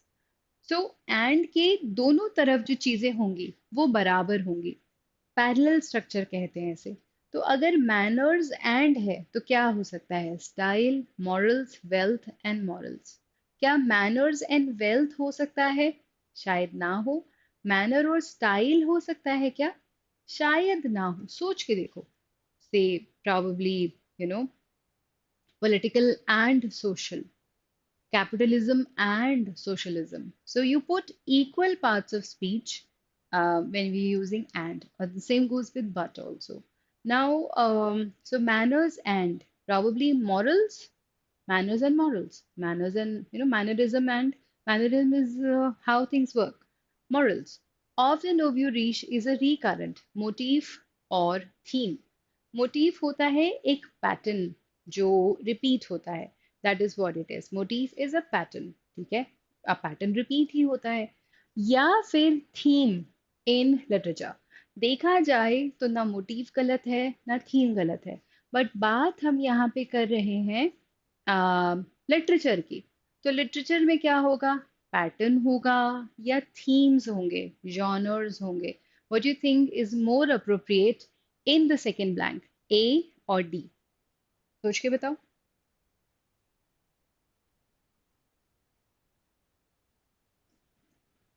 Think an answer, should it be motive, sorry, oh I am so sorry, story और थीम?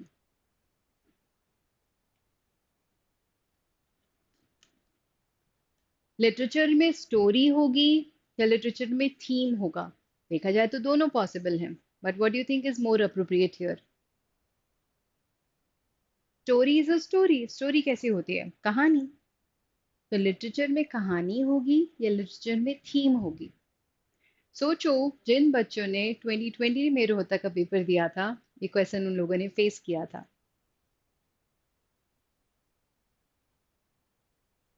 देखो, देखा जाए तो स्टोरी और theme दोनों बिल्कुल सही है, लेकिन ये सेंटेंस है बहुत जेनेरिक, ये सेंटेंस है बहुत जेनेरिक। एक लिटरेचर की जब मैं बात करूं, ऑफ कोर्स उसमें कहानियां होती हैं, लेकिन थीमैटिक होता है literature. So I believe more than a story, और अगर स्टोरी होता भी ना तो अ होता शायद, बट यहाँ पर थीम है which is more encompassing. So I guess the answer will be option D. The next one. So this question actually नहीं, predator Arab, well हो तो क्यों नहीं सकता, but theme will be better suited there in that option. Now let's see, let's take a look at this one. So this says um, each of the question in a sentence with a blank followed by some set of words as choices. From the choices, select the pair of words that complete the given statement. Now, एक blank है and चार options हैं. We need to choose the option that will best fit in the given blank. Now, सोचो और बताओ, given information को एक clue की तरह देखो, सोचो कि उस ब्लैंक में कौन सा वर्ड बेस्ट फिट होगा। Now, if you look at the given information as a clue, you will end up getting the right answer. But अगर आप इस तरह से नहीं देखोगे तो शायद गलती हो जाएगी। Now, let's read this together. In Europe, football, otherwise known as soccer, is the most popular sport by several orders of magnitude, whereas in America, fandom is fairly dash among different sports. तो sentence का मतलब है भाई, एक है हमारा Europe और एक है यूएसए। यहाँ पर सिर्फ फुटबॉल खेलते हैं, यहाँ पर बहुत सारे स्पोर्ट्स हैं।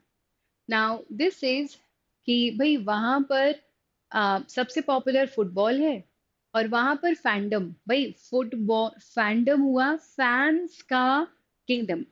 भाई क्रिकेट क्यों ज्यादा पॉपुलर है, क्यों? क्योंकि उसके फैंस ज्यादा है। तो फैंडम, फैंस वाला aspect is evenly dash in different sports. यहाँ पर अलग अलग है, तो कोई फैंस इस गेम को पसंद करते हैं, कोई फैंस इसको, कोई इसको, और तो कोई इसको पसंद करते हैं। लेकिन यहाँ पे सारे फैंस शायद सिर्फ फुटबॉल को पसंद करते हैं। तो यहाँ पर सारा कंसंट्रेशन फुटबॉल के ऊपर है, जबकि यहाँ पर इवनली शायद मुझे वर्ड चाहिए डिस्ट्रीब्यूटेड, बटा हुआ है, राइट? तो अब बताओ, regarded, inspired, measured, अपोर्शनड।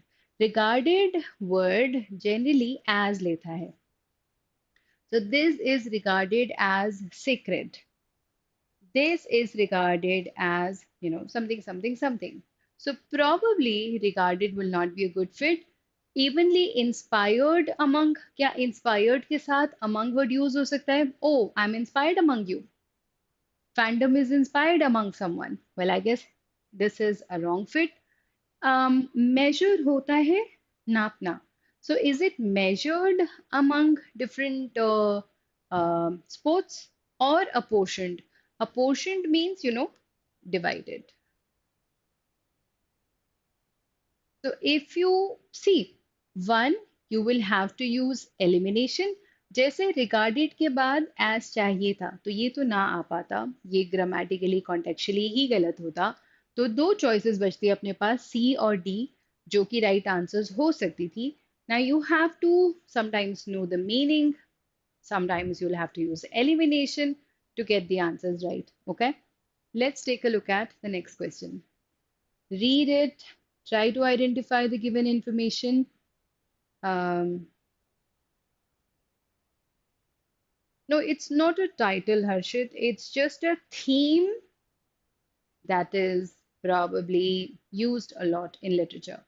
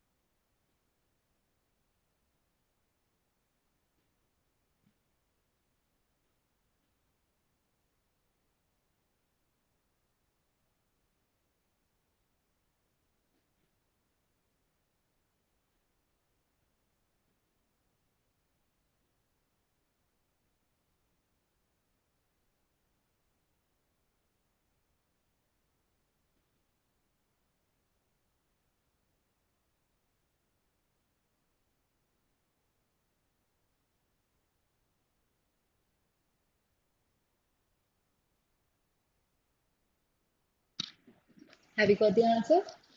So this says the astrophysicist argues that our books and films about interstellar space travel are a form of mass something. Now, जो भी हम अपनी books के through interstellar space, interstellar हुआ, space के बीच का distance, उसके ऊपर जो हमने films बनाई हैं, I don't remember the name of this movie now, but एक movie मैंने देखी थी उसमें लोग मार्स पे ऐसे जाके आ जाते हैं, 9 महीने में जाके वापस आ रहे हैं, जाके वापस आ रहे हैं, मतलब of course it was science fiction and fiction है, कुछ भी हो सकता है, but that's what is saying.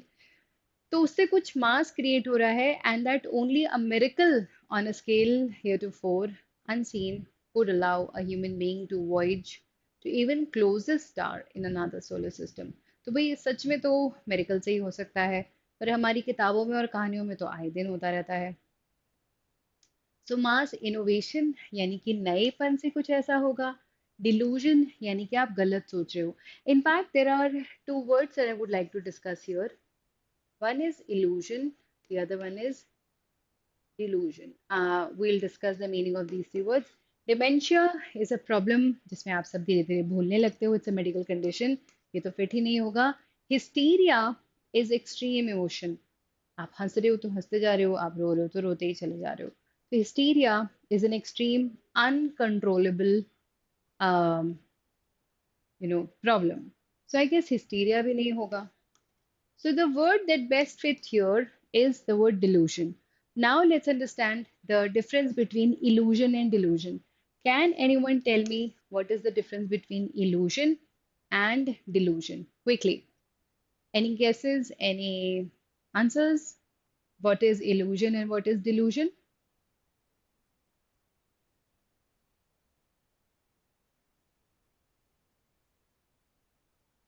देखो, दोनों में भ्रम है.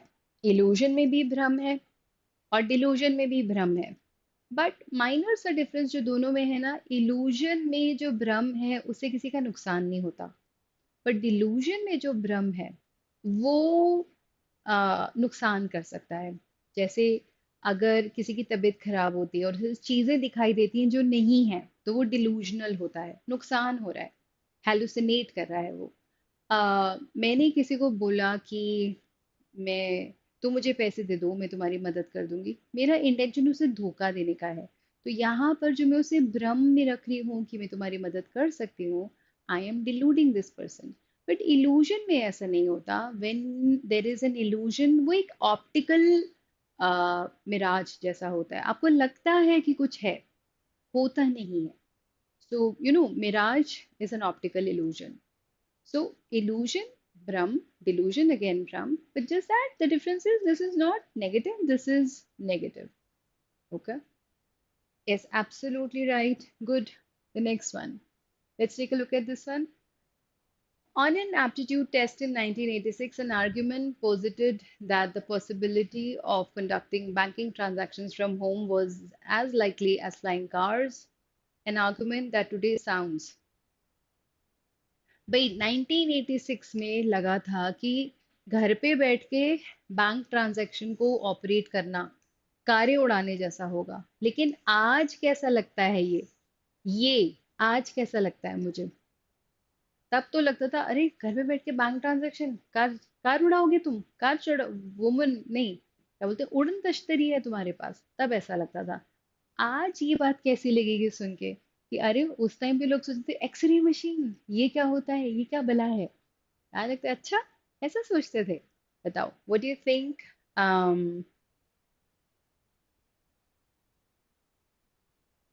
Preposterous, presumptuous, paradoxical, prescient. Scient means knowledge, pre means पहले से। तो मुझे पहले से पता है कोई चीज, तो prescient।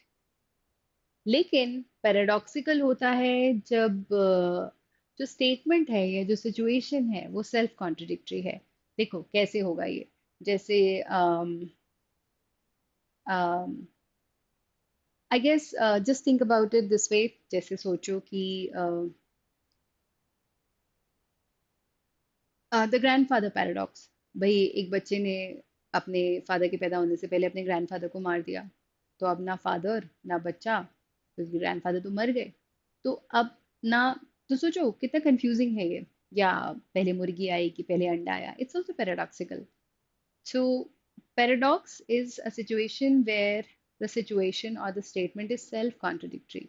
So, if I say less is more, कम ही ज्यादा है, कम ज्यादा कैसे हो सकता है? So, this is, so do you think this was paradoxical? क्या ये self-contradictory था? और लेट्स presumptuous होता है जब आप अपनी लिमिट्स भूलकर बहुत बोल्ड होकर आगे बढ़ जाते हो, you're presumptuous. And then we have preposterous. Preposterous is something is very ridiculous. अच्छा, you scoff at things. हाँ, ऐसा. So, you know, when something is preposterous, it's ridiculous. So, what do you think fits the given blank? Is it pre signed, उस time पे लोगों को अकल थी, हमें ऐसा समझ में आता है, क्या ये पैराडॉक्सिकल है, क्या ये प्रिजम्पशुअस है, या ये प्रिपोस्टरस है? I guess I go with preposterous. Ridiculous था वो उस टाइम का। Okay, the next one. Okay, now we have a statement which has more than one blanks. So I want you to go through these statements, observe them carefully, and then try to figure out कि इसका सही answer क्या होगा. The key here is, the key here is, look at the given information as a clue. पहली बात, आप clue को पकड़ो और तब क्वेश्चन को आंसर करने की कोशिश करो। That's the only way out. Keep eliminating, कोई तो वर्ड होगा जो तीनों में से किसी ब्लैंक पे बिल्कुल फिट नहीं होगा, वो पूरा ऑप्शन रूल आउट होगा, एंड देन रिमेनिंग ऑप्शंस में से we'll try to figure out the right answer.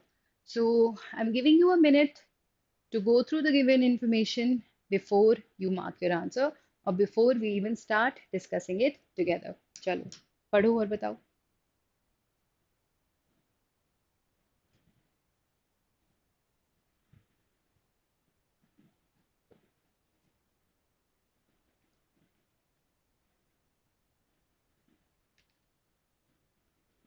When I started driving a Jeep 5 years ago, I didn't think that my dash So my hobby, my liking, my involvement, my wish would be more serious than the periodic, daily, occasional, rare drive to the country.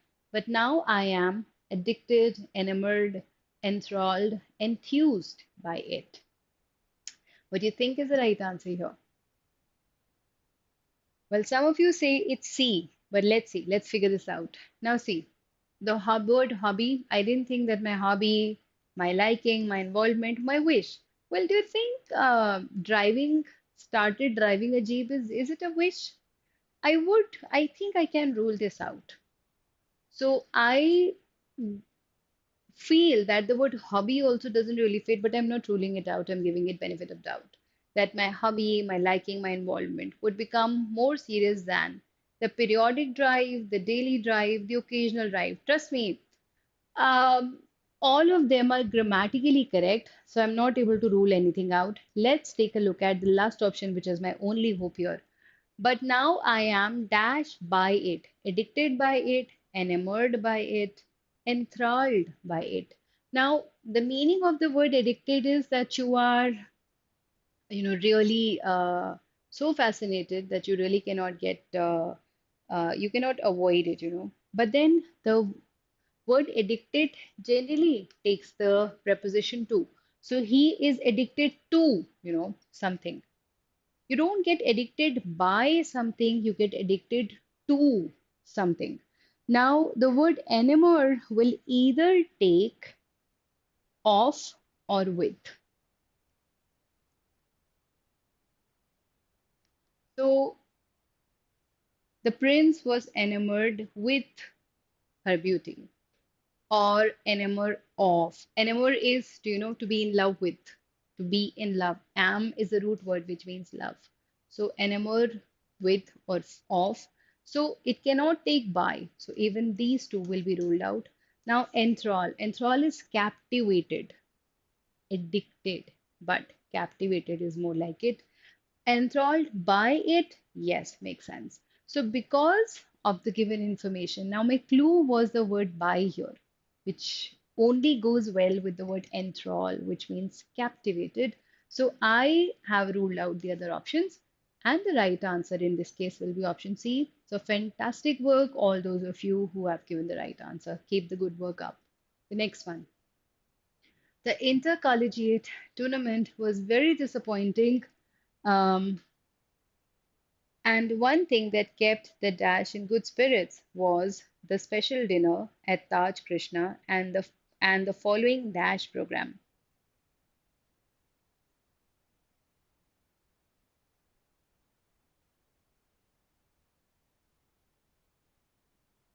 What do you think? Now, the inter-collegiate tournament was disappointing.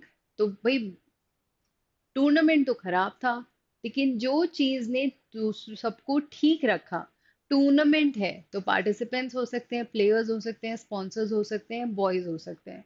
वैसे अगर tournament है तो well boys भी हो सकते हैं. Was the special dinner arranged, deranged, created through? Now, deranged का मतलब होता है, insane. If somebody is deranged, he is insane. पागल लोगों को डिरेंज्ड कहते हैं. तो डिनर डिरेंज तो नहीं हुआ हो सकता. अच्छा, डिनर अरेंज हो सकता है, पर क्या डिनर क्रिएट हो सकता है? शायद डिनर को आप क्रिएट नहीं कर सकते हो. सो dinner arrange. Okay. Dinner probably through या thrown. What do you think would have been better? At the Taj and the following cultural dance program. Well, they both fit best, but I guess arranged is a better choice. So option A will be the right answer in this case. The next one, take a moment, read it, try to figure out the answer.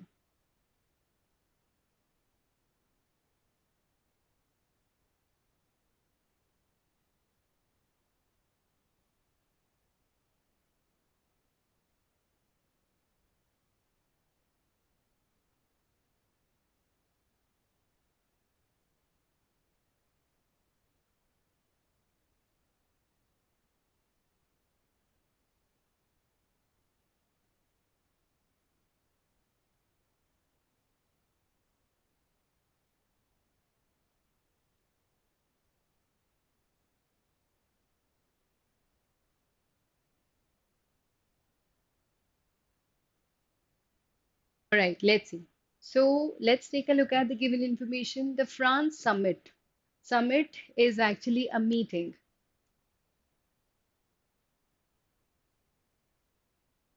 Highlighted the fact that two countries must something. Well, we need a verb here, the resolve to walk the path of dialogue and peace, sidelining the divisive elements who have vested interest in dash the fires between Ireland and Palestine, dash the both the countries. Now let's see. भाई France summit में क्या निकल कर आया था, क्या उनका main agenda था कि दोनों कंट्रीज को क्या करना चाहिए, the resolve to walk, okay, adopt, showcase, demonstrate, create. भाई उनको क्रिएट करना चाहिए, रिजॉल्व डेमोन्स्ट्रेट करना चाहिए। वेल रिजॉल्व क्रिएट नहीं करते, resolve is you know when you are resolute कि आप कोई काम करोगे, आप उस काम को करके दिखाओगे, so that's your resolve. Now आप डेमोन्स्ट्रेट कर सकते हो, आप शोकेस कर सकते हो। अडॉप्ट करने का मतलब होता है लीगली एक्सेप्ट करना। Not a very good fit, but I am not able to rule out as well. The path of dialogue and peace sidelining the divisive elements, भाई उनको शांति पे काम करना है और ऐसे एलिमेंट्स जिनका वेस्टेड इंटरेस्ट किस में है। फायर को कोई क्या करना चाहेगा, शायद बढ़ाना चाहेगा, तो फैन कर रहे हैं फायर को, स्ट्रोक कर रहे हैं, स्टोक कर रहे हैं कि प्रून कर रहे हैं। प्रून का मतलब तो ट्रिम करना होता है। When you prune the the hedges, जब आप झाड़ियों को प्रून करते हो तो आप उन्हें काटते हो। तो प्रून ये तो हम वैसे भी देख चुके हैं, ये तो पूरा ऑप्शन ही वो हो गया। स्ट्रोक, क्रिकेट में भी बैट के स्ट्रोक होते हैं, या जब किसी को प्रॉब्लम हो जाती है, पैरालिटिक स्ट्रोक हो जाते हैं, स्ट्रोक का एक मतलब वो भी होता है, किसी को प्यार से सहलाना भी स्ट्रोकिंग होता है। तो फायर के साथ स्ट्रोक वर्ड तो बिल्कुल ना चल पाता। तो दो ऑप्शन जो हम रूल आउट कर पाए, डिरेंज वर्ड अभी हमने देखा था। डिरेंज का मतलब होता है पगला, पगलैट। तो डिरेंज वर्ड भी शायद इस केस में फिट ना होता, सो ऑप्शन बी और ऑप्शन सी हम रूल आउट कर पाए हैं। Now we are left with option A and option B. So let's take a look at all the words again. So interest in problem, अच्छा, stoke करने का मतलब होता है आग को बढ़ावा देना। So if I am stoking fire, मैं आग को बढ़ावा दे रही हूँ, right? So fits really well here. Fan the fire भी गलत नहीं होता। when you fan the fire, आप उसे आग को हवा दे रहे हो एंड आप उसे बढ़ने में मदद कर रहे हो। But let's see, between the countries and devolving both the countries, destabilizing, भाई अगर कोई आग को बढ़ावा देगा तो कंट्रीज क्या डिस्टेबलाइज होंगी या डिवॉल्व? डिवॉल्व का मतलब होता है ट्रांसफर ऑफ पावर। जैसे डिप्लॉयमेंट होता है ना, let's say transfer, simple words में, so if somebody gets transferred, he gets deployed, that is what devolvement is all about। क्या दो countries devolve होंगी या destabilize होंगी? If you understand this aspect, you will know that only option C fits the bill। Devolve won't fit in the last blank, so I guess option C will be the right answer here। समझ में आया? Now see, इस तरह के questions exam में expected होते हैं। करने का तरीका, you just have to understand the context, you have to use the method of elimination. इसमें थोड़ी सी तैयारी इंपॉर्टेंट होती है, क्योंकि अगर आपको वर्ड्स के मीनिंग क्लियरली नहीं पता होंगे तो आप उन्हें बहुत अच्छी तरह यूज नहीं कर पाओगे। So just make sure that when you are studying, when you preparing, make sure बहुत बड़े बड़े वर्ड्स के पीछे मत भागो। बेसिक वर्ड्स आपको समझ में आने चाहिए, और इसकी एक बहुत अच्छी स्ट्रैटेजी हो सकती है पिछले साल के पेपर्स को सॉल्व करना। If you attempt previous years papers, आपको किस तरह के चॉइसेस, किस तरह के क्वेश्चंस, किस तरह का लेवल वो एग्जाम में देते हैं, आपको बहुत क्लियरली समझ में आएगा। My experience says that sometimes they give heavy words, जैसे रोहतक ने एक बार वर्ड दिया था agog, एक बार दिया था tent mount. Well like I said, दो ही पेपर्स उन्होंने रिलीज करे थे। तो या फिर 2020 में उन्होंने जो वर्ड्स दिए थे, one of the words was abhor, abominate. तो रोहतक इस तरह के वर्ड्स दिए हैं रोहतक ने। बट आईपी मैट इंदौर बहुत हैवी वर्ड्स नहीं देता, बट आईपी मैट इंदौर में जनरल वर्ड्स को भी आप सही यूज कर सकते हो कि नहीं, ये वाला कॉन्सेप्चुअल नॉलेज होनी चाहिए आपसे. So make sure that when you preparing for these entrance test, when you're preparing the verbal ability section, it's not just the heavy words that you're chasing. You have to focus on more frequently used words.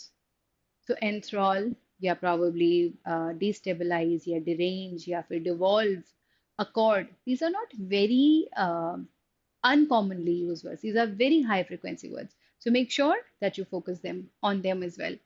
Let's take a look at the next one. Dash to popular belief that ghee makes humans dash.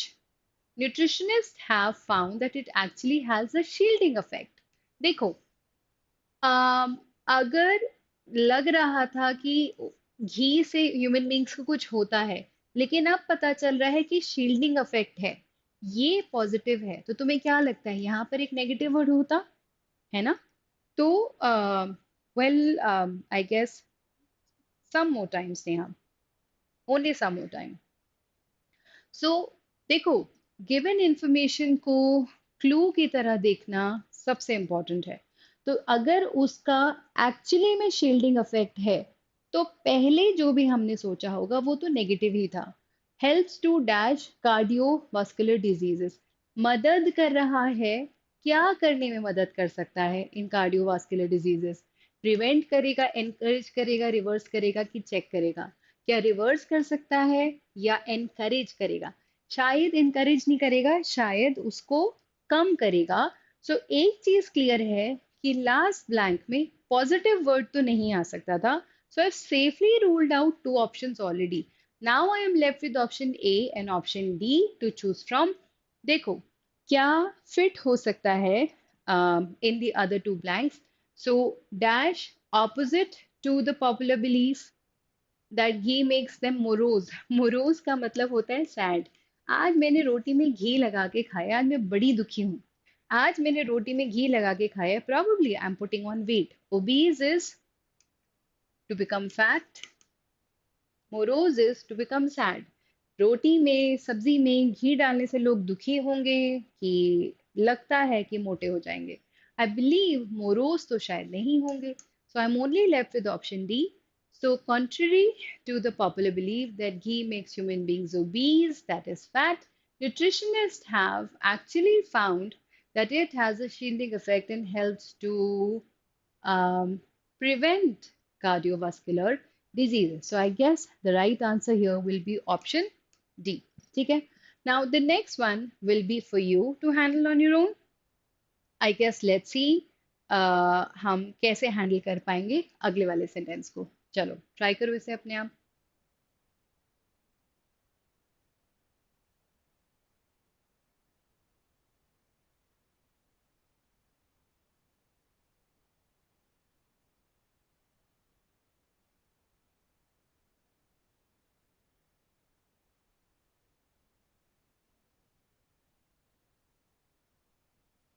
Write the part number when you answer. Okay, let's call it part number 2.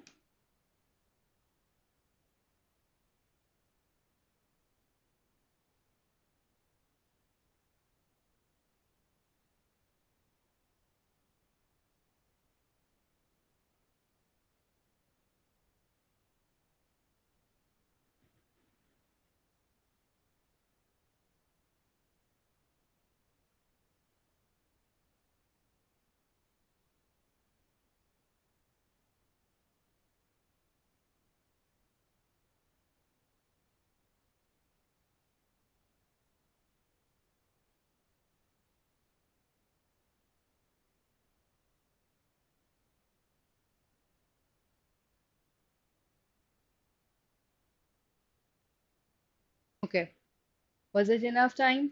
Are we ready with the answer? I guess let's start the discussion then. So this says, due to the rising waters of the Yamuna, a tourist bus from Delhi with a dash of passengers was dashed to an alternate route for a smooth and dash travel. Now I see my best friend here, and smooth and what do I need here? Safe, sounds, well, or wild? Well, smooth and wild, probably not possible. Well, actually means somebody who's thin. but thin in a good way. Thin in a good way is svelte. So I guess smooth and svelte, right? Travel, no, the travels aren't smooth and svelte. So we are left with safe and sound. Smooth and safe, smooth and sound, both will be a good fit. Now let's see. Due to the rising waters of the Yamuna, a tourist bus from Delhi with a variety of passengers, with a load of passengers, was diverted or delivered. Well, I don't think this word fits well. So I guess the answer to this question will be option A. Fantastic. Very good. Let's try one more question on our own.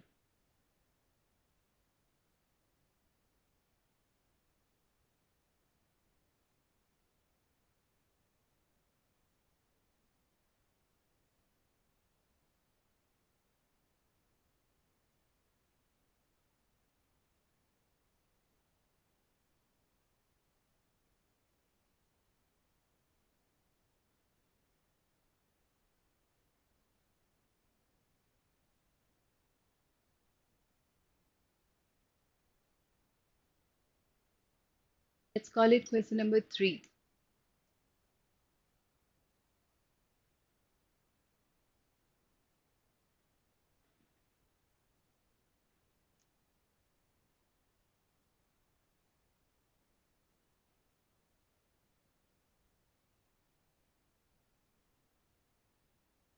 Nepal was plundered, ravaged, devastated, affected.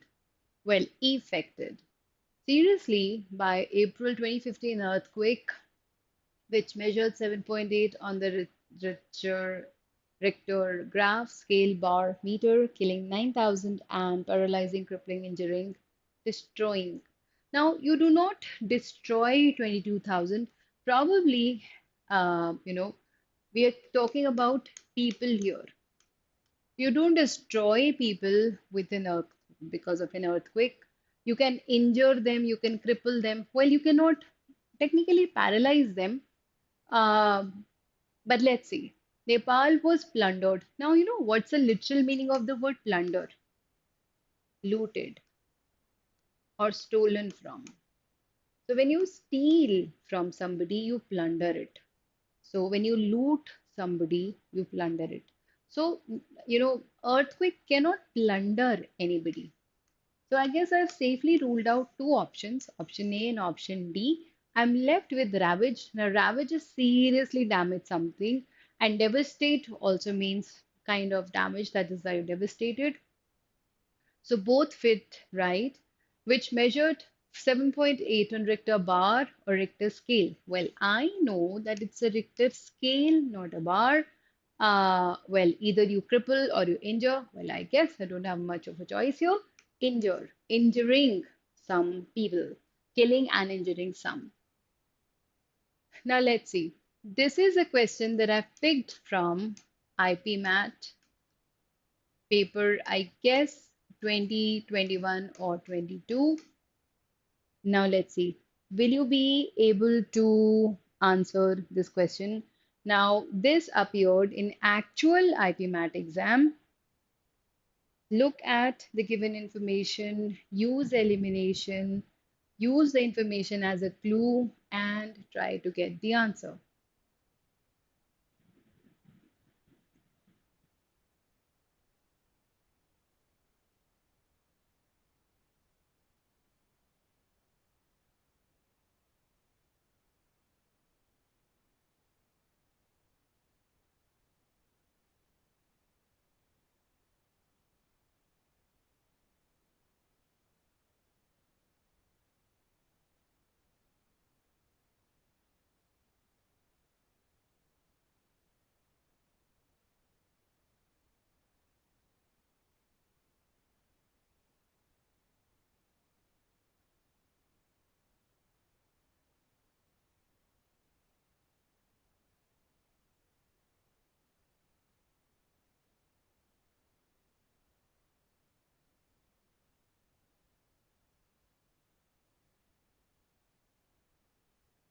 Let's call it question number four.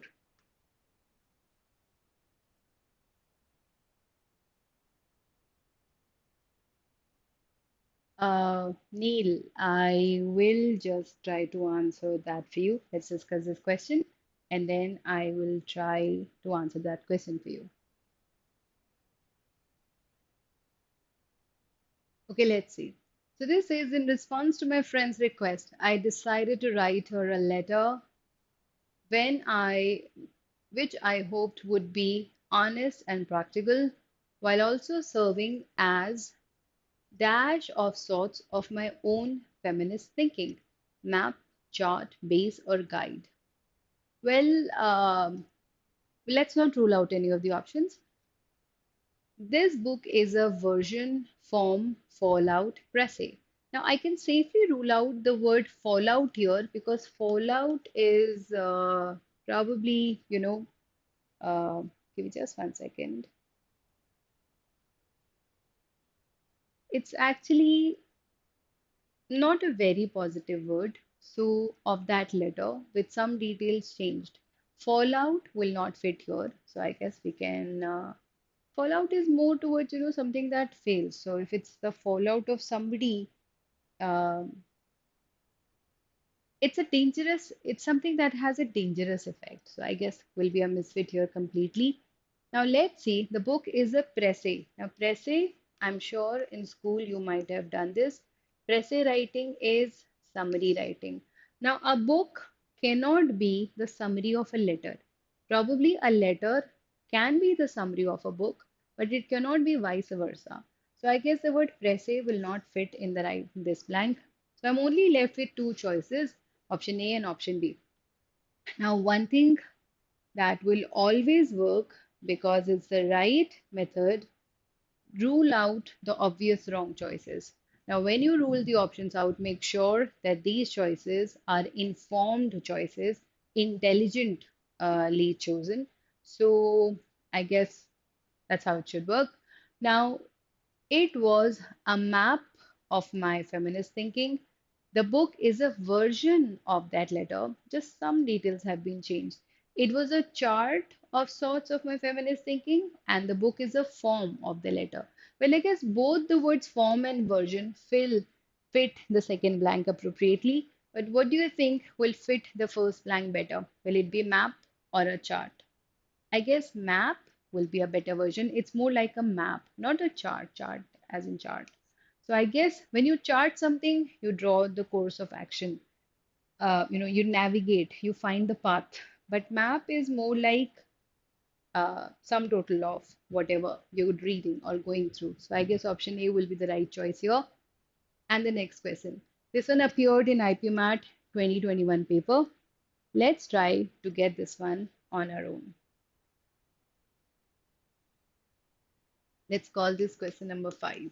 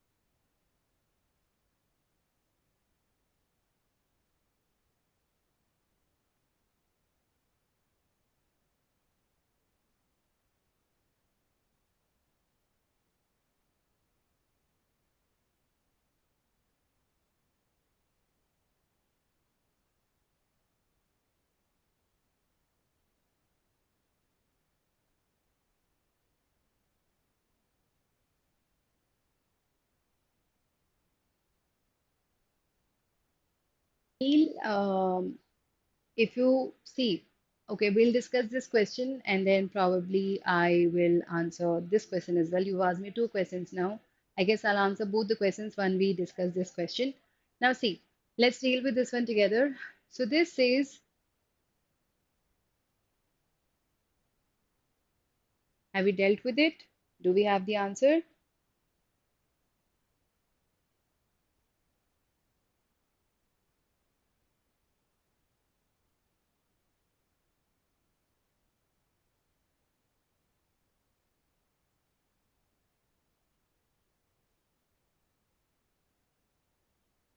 So, as vaccination rates rise and governments relax their pandemic regulations, monitoring, resolutions, systems, the recovery, um, I guess this should be a comment, this should be small letter. The recovery of the event ecosystem is happening faster than expected. Now, see, vaccination rates बढ़ गए हैं, तो government ने अपने pandemic को के कुछ को रिलैक्स किया है. So system regulation monitoring resolution किसी चीज़ को तो रिलैक्स किया है. The recovery of the event ecosystem is happening faster. तो भाई रिकवरी तो फास्टर हो रही है. Event management professionals, experts, practitioners, masters see the number of events and event attendance reaching and potentially surpassing, confounding, reducing, exceeding pre-pandemic levels. अच्छा अब देखो, vaccination rate बढ़ गए हैं, गवर्नमेंट ने अपने पेंडेमिक के जो भी वो कर रहे थे उसे कम कर दिया है. अच्छा, जो रिकवरी है वो फास्टर पेस पे हो रही है. तो इवेंट मैनेजमेंट के जो लेट्स से जो भी एक्सवाइजी पीपल हैं वो देख रहे हैं कि जो इवेंट है और उसमें to potentially see, I guess let's get the first two, three answers first of all. So regulations कम करे हैं, monitoring कम करी है. I believe एक चीज clear है, शायद the word master will not fit here when I have professionals, experts and practitioners. ठीक है, तो management masters नहीं हो सकते, management practitioners, experts या professionals. See the number of events. अच्छा, first उसमें regulation, monitoring and resolution. Resolution होता है the promise that you make to yourself, just a new year resolution. I will get up early in the morning, I will study or I will work harder. So I guess even option C can be ruled out because the word resolution is not such a good fit there. So I'm only left with option A and option B. So Sarpass का मतलब होता है exceed कर जाना, जितना मैंने सोचा था उससे हम आगे निकल गए. एंड कन्फाउंड का मतलब होता है कंफ्यूज होना. So if I'm confounded, I'm confused.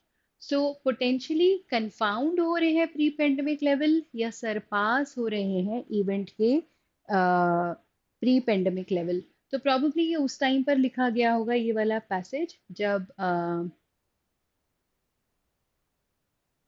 Pandemic के एकदम से बाद में कुछ किसी आर्टिकल में आया होगा. सो वैक्सीनेशन रेट्स बढ़ गए हैं, गवर्नमेंट ने रिलैक्स अपना पेंडेमिक मॉनिटरिंग रेगुलेशंस कम कर दिए हैं, रेगुलेशन बेटर लग रहा है बट ठीक है. द रिकवरी रेट जो है वो बढ़ रहा है और जो मैनेजमेंट प्रोफेशनल्स हैं या एक्सपर्ट्स हैं वो देख रहे हैं इवेंट्स को और उसके अटेंडेंस को, जो कि पोटेंशियली कंफ्यूज कर रही है या बढ़ रही है. I guess confusion जैसा कुछ महसूस नहीं हो रहा. So probably option A will be a good choice here in this one. Now, like I said, this question appeared in IPMAT 2021. तो देखो, choice of words देखो, level of difficulty देखो, words बहुत unusual नहीं हैं. Words regular हैं, जो हम आगे पीछे पढ़ते रहते हैं.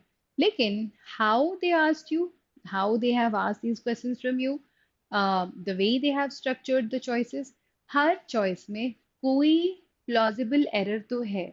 अगर आप ध्यान से देखोगे, आप connotation को समझोगे तो answers तो आपको मिल जाएंगे. ठीक है. Now Neil asked a question.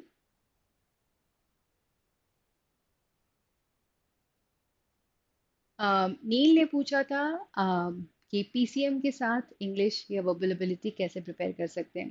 सी, अगर आप पीसीएम के स्टूडेंट्स हो तो ये मान के चला जा सकता है कि आपका मैथ तो ऑलरेडी काफ़ी डिसेंट होगा, एटलीस्ट आपका बेस स्ट्रांग होगा. So you just have to focus more on the English section. Now it's a common advice to all of you, understand the structure of the paper. Now, generally, IPMAT Indore Rohtak आपसे mainly क्या पूछता है? Mainly, they will ask you questions around reading comprehension passages. So, your reading comprehension passages should be decent. आपको पढ़ के comprehend करना आना चाहिए. Well, a good news, my colleagues will conduct a session for you tomorrow. This will be a marathon session जिसमें हम variety of topics जो इन papers में काफ़ी frequently पूछे जाते हैं उन्हें डिस्कस करेंगे आप लोगों के साथ. So if you attend that session as well. You will feel greatly benefited, जिसमें आपको बहुत सारे themes पे बहुत सारे question types देखने को मिलेंगे, and you will be able to brush up your concepts. Now coming back to the structure of the paper, so you will be tested around, like I said, reading comprehension passages. So make sure कि आपका comprehension strong हो. So you don't just understand what is written, but probably why the context is written, the way it is written. तो writer ने क्या लिखा और वो आपको क्या बताना चाहता था, अगर आप इन बातों पे भी फोकस करोगे तो आपको आंसर्स मिलने शुरू हो जाएंगे. That's point number one. Now, then you will have the vocab section. Now, Rohtak will ask you direct questions. So these can be based on single fillers, these can be synonyms and antonyms, these can be based on idioms and phrases, these can be around foreign phrases. But Indore will ask you questions in the form of a statement. They will not give you any question directly. So आपको दोनों level पे prepare करना पड़ेगा. So you generally your vocabulary should be strong. Now, don't fall for all those YouTubers who say कि हो जाता है. All India level पे हो नहीं जाता, करना पड़ता है. You will have to study hard. You will have to work on your vocab. You will have to work on the concepts of grammar. तब जाकर आप कोई decent score उठा पाओगे. Because trust me, competition will be high.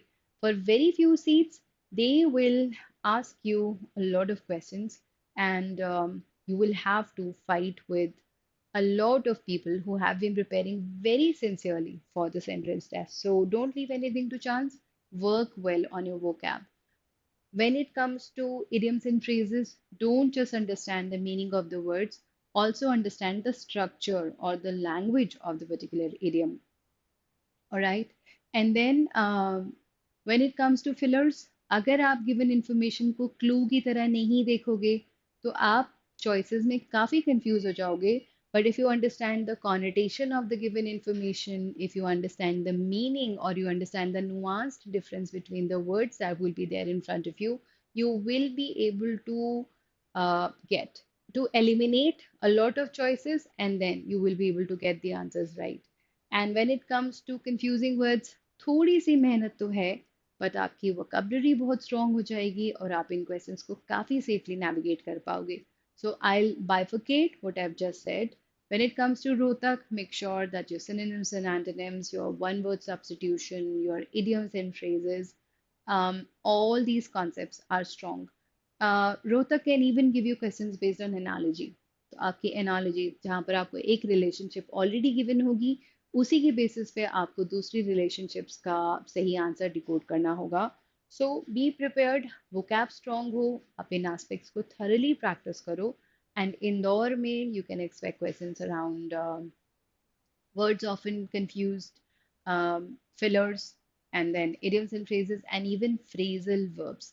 They are NTA's favorite choices. So I guess make sure that you work well on them. Now, the other thing is there can be a lot of questions on grammar. So Rohtak initially gave direct questions, जहाँ पर उन्होंने आपको दो statements दिए, उनको join करने के लिए बोला. Now they don't ask you to join per se, but they give you statements, they give you options, and they just ask you which option do you think will best uh, will join the two given sentences in the most appropriate manner.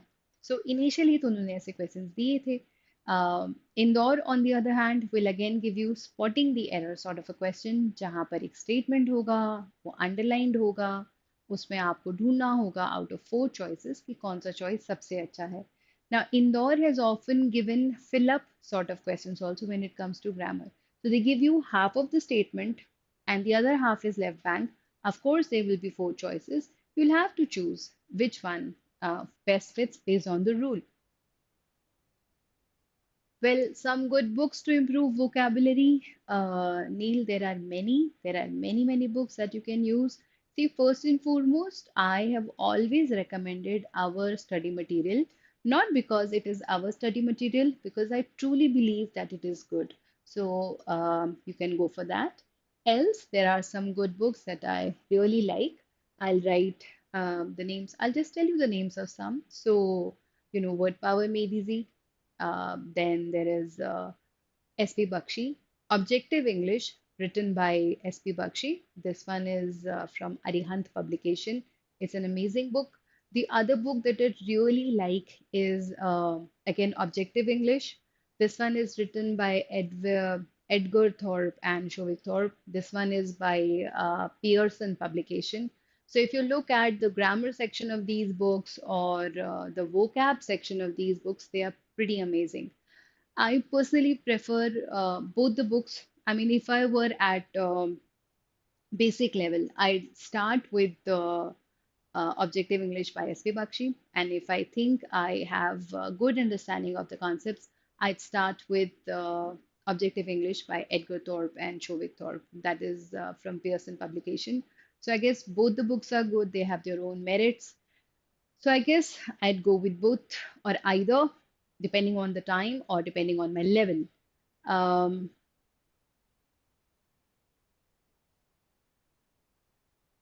yeah, I guess we're almost done. So,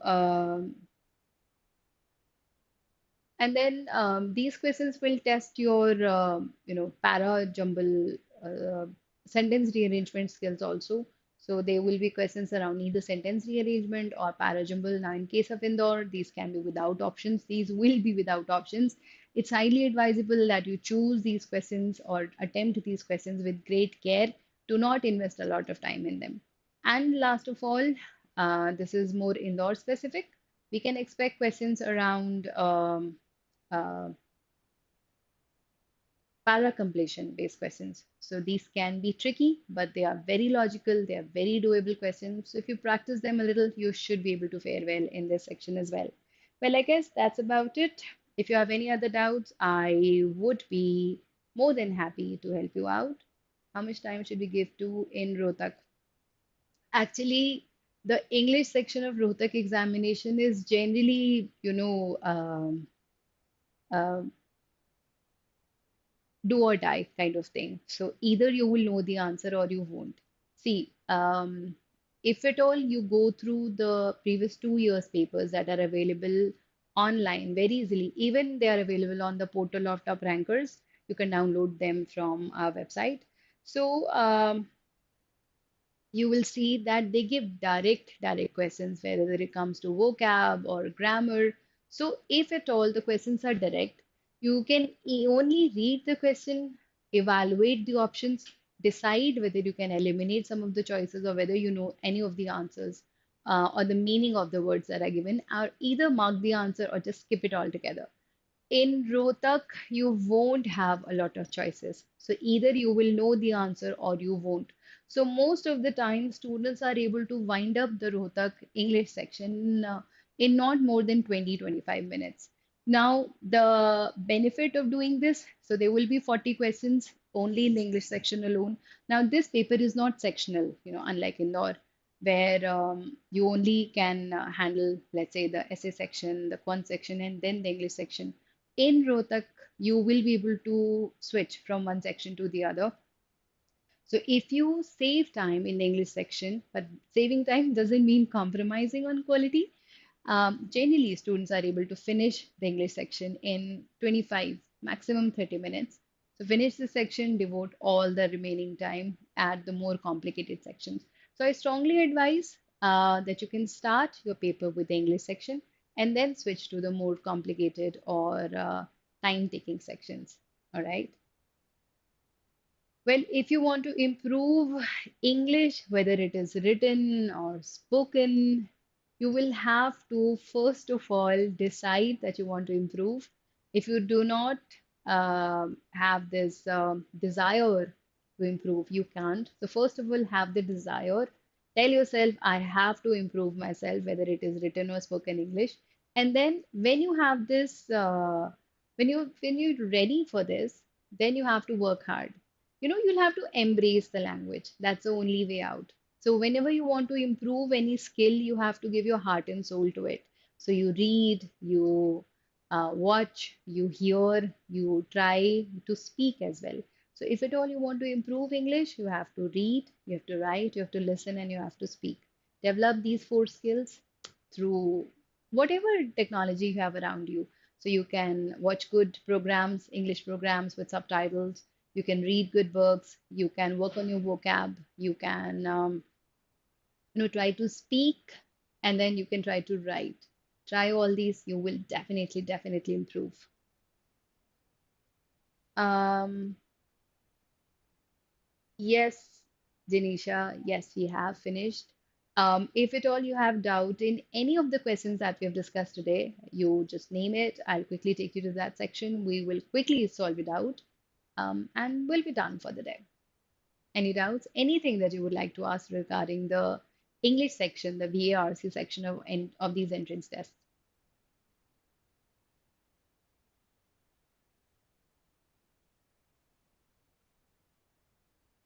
Okay, I guess I will ask you a question or two and then we can call it a day.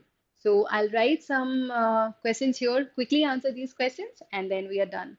So, can anyone tell me the difference between pour and pour? The other set that I have for you is this. What is the difference between some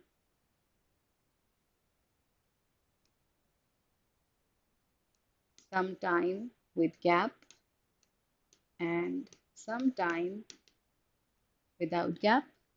The other question that I have for you is the difference between advice and advice. Quickly, can anyone tell me the difference in these words?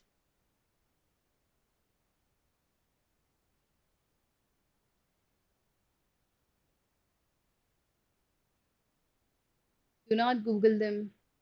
Tell me what you understand.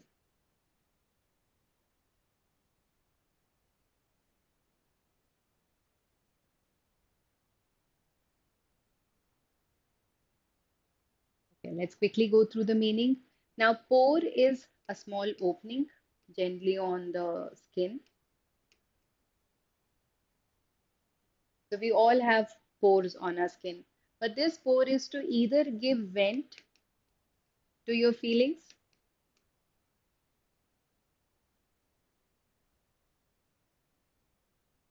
or you pour a liquid, so putting the liquid from one container to the other. Now sometime with a gap means sometime with a gap means period of time. I need some time to complete the work, so I need some amount of time to complete the work, but sometime put together will only mean a point of time. So I will talk to you sometime. So I'll talk to you at 5. I'll talk to you sometime in the day. So I guess sometime put together is a point, and some and time with space is a period. Now, the last one that I asked, advice and advice. Trust me, Indore asks questions like these. Now, advice with S is a verb, and advice with a C is a noun. Well, that's the only difference. And with this, I come to the end of this session. I hope you was able to gain something. If you have any doubts, if you have any queries, please feel free to share them in the comment section below. Stay connected with us. My colleagues will be here tomorrow. They will give you a lot of insights and a lot of practice questions to help you better your preparation. So I guess we'll be with you again tomorrow. Same time, same place. Take care. Bye. God bless.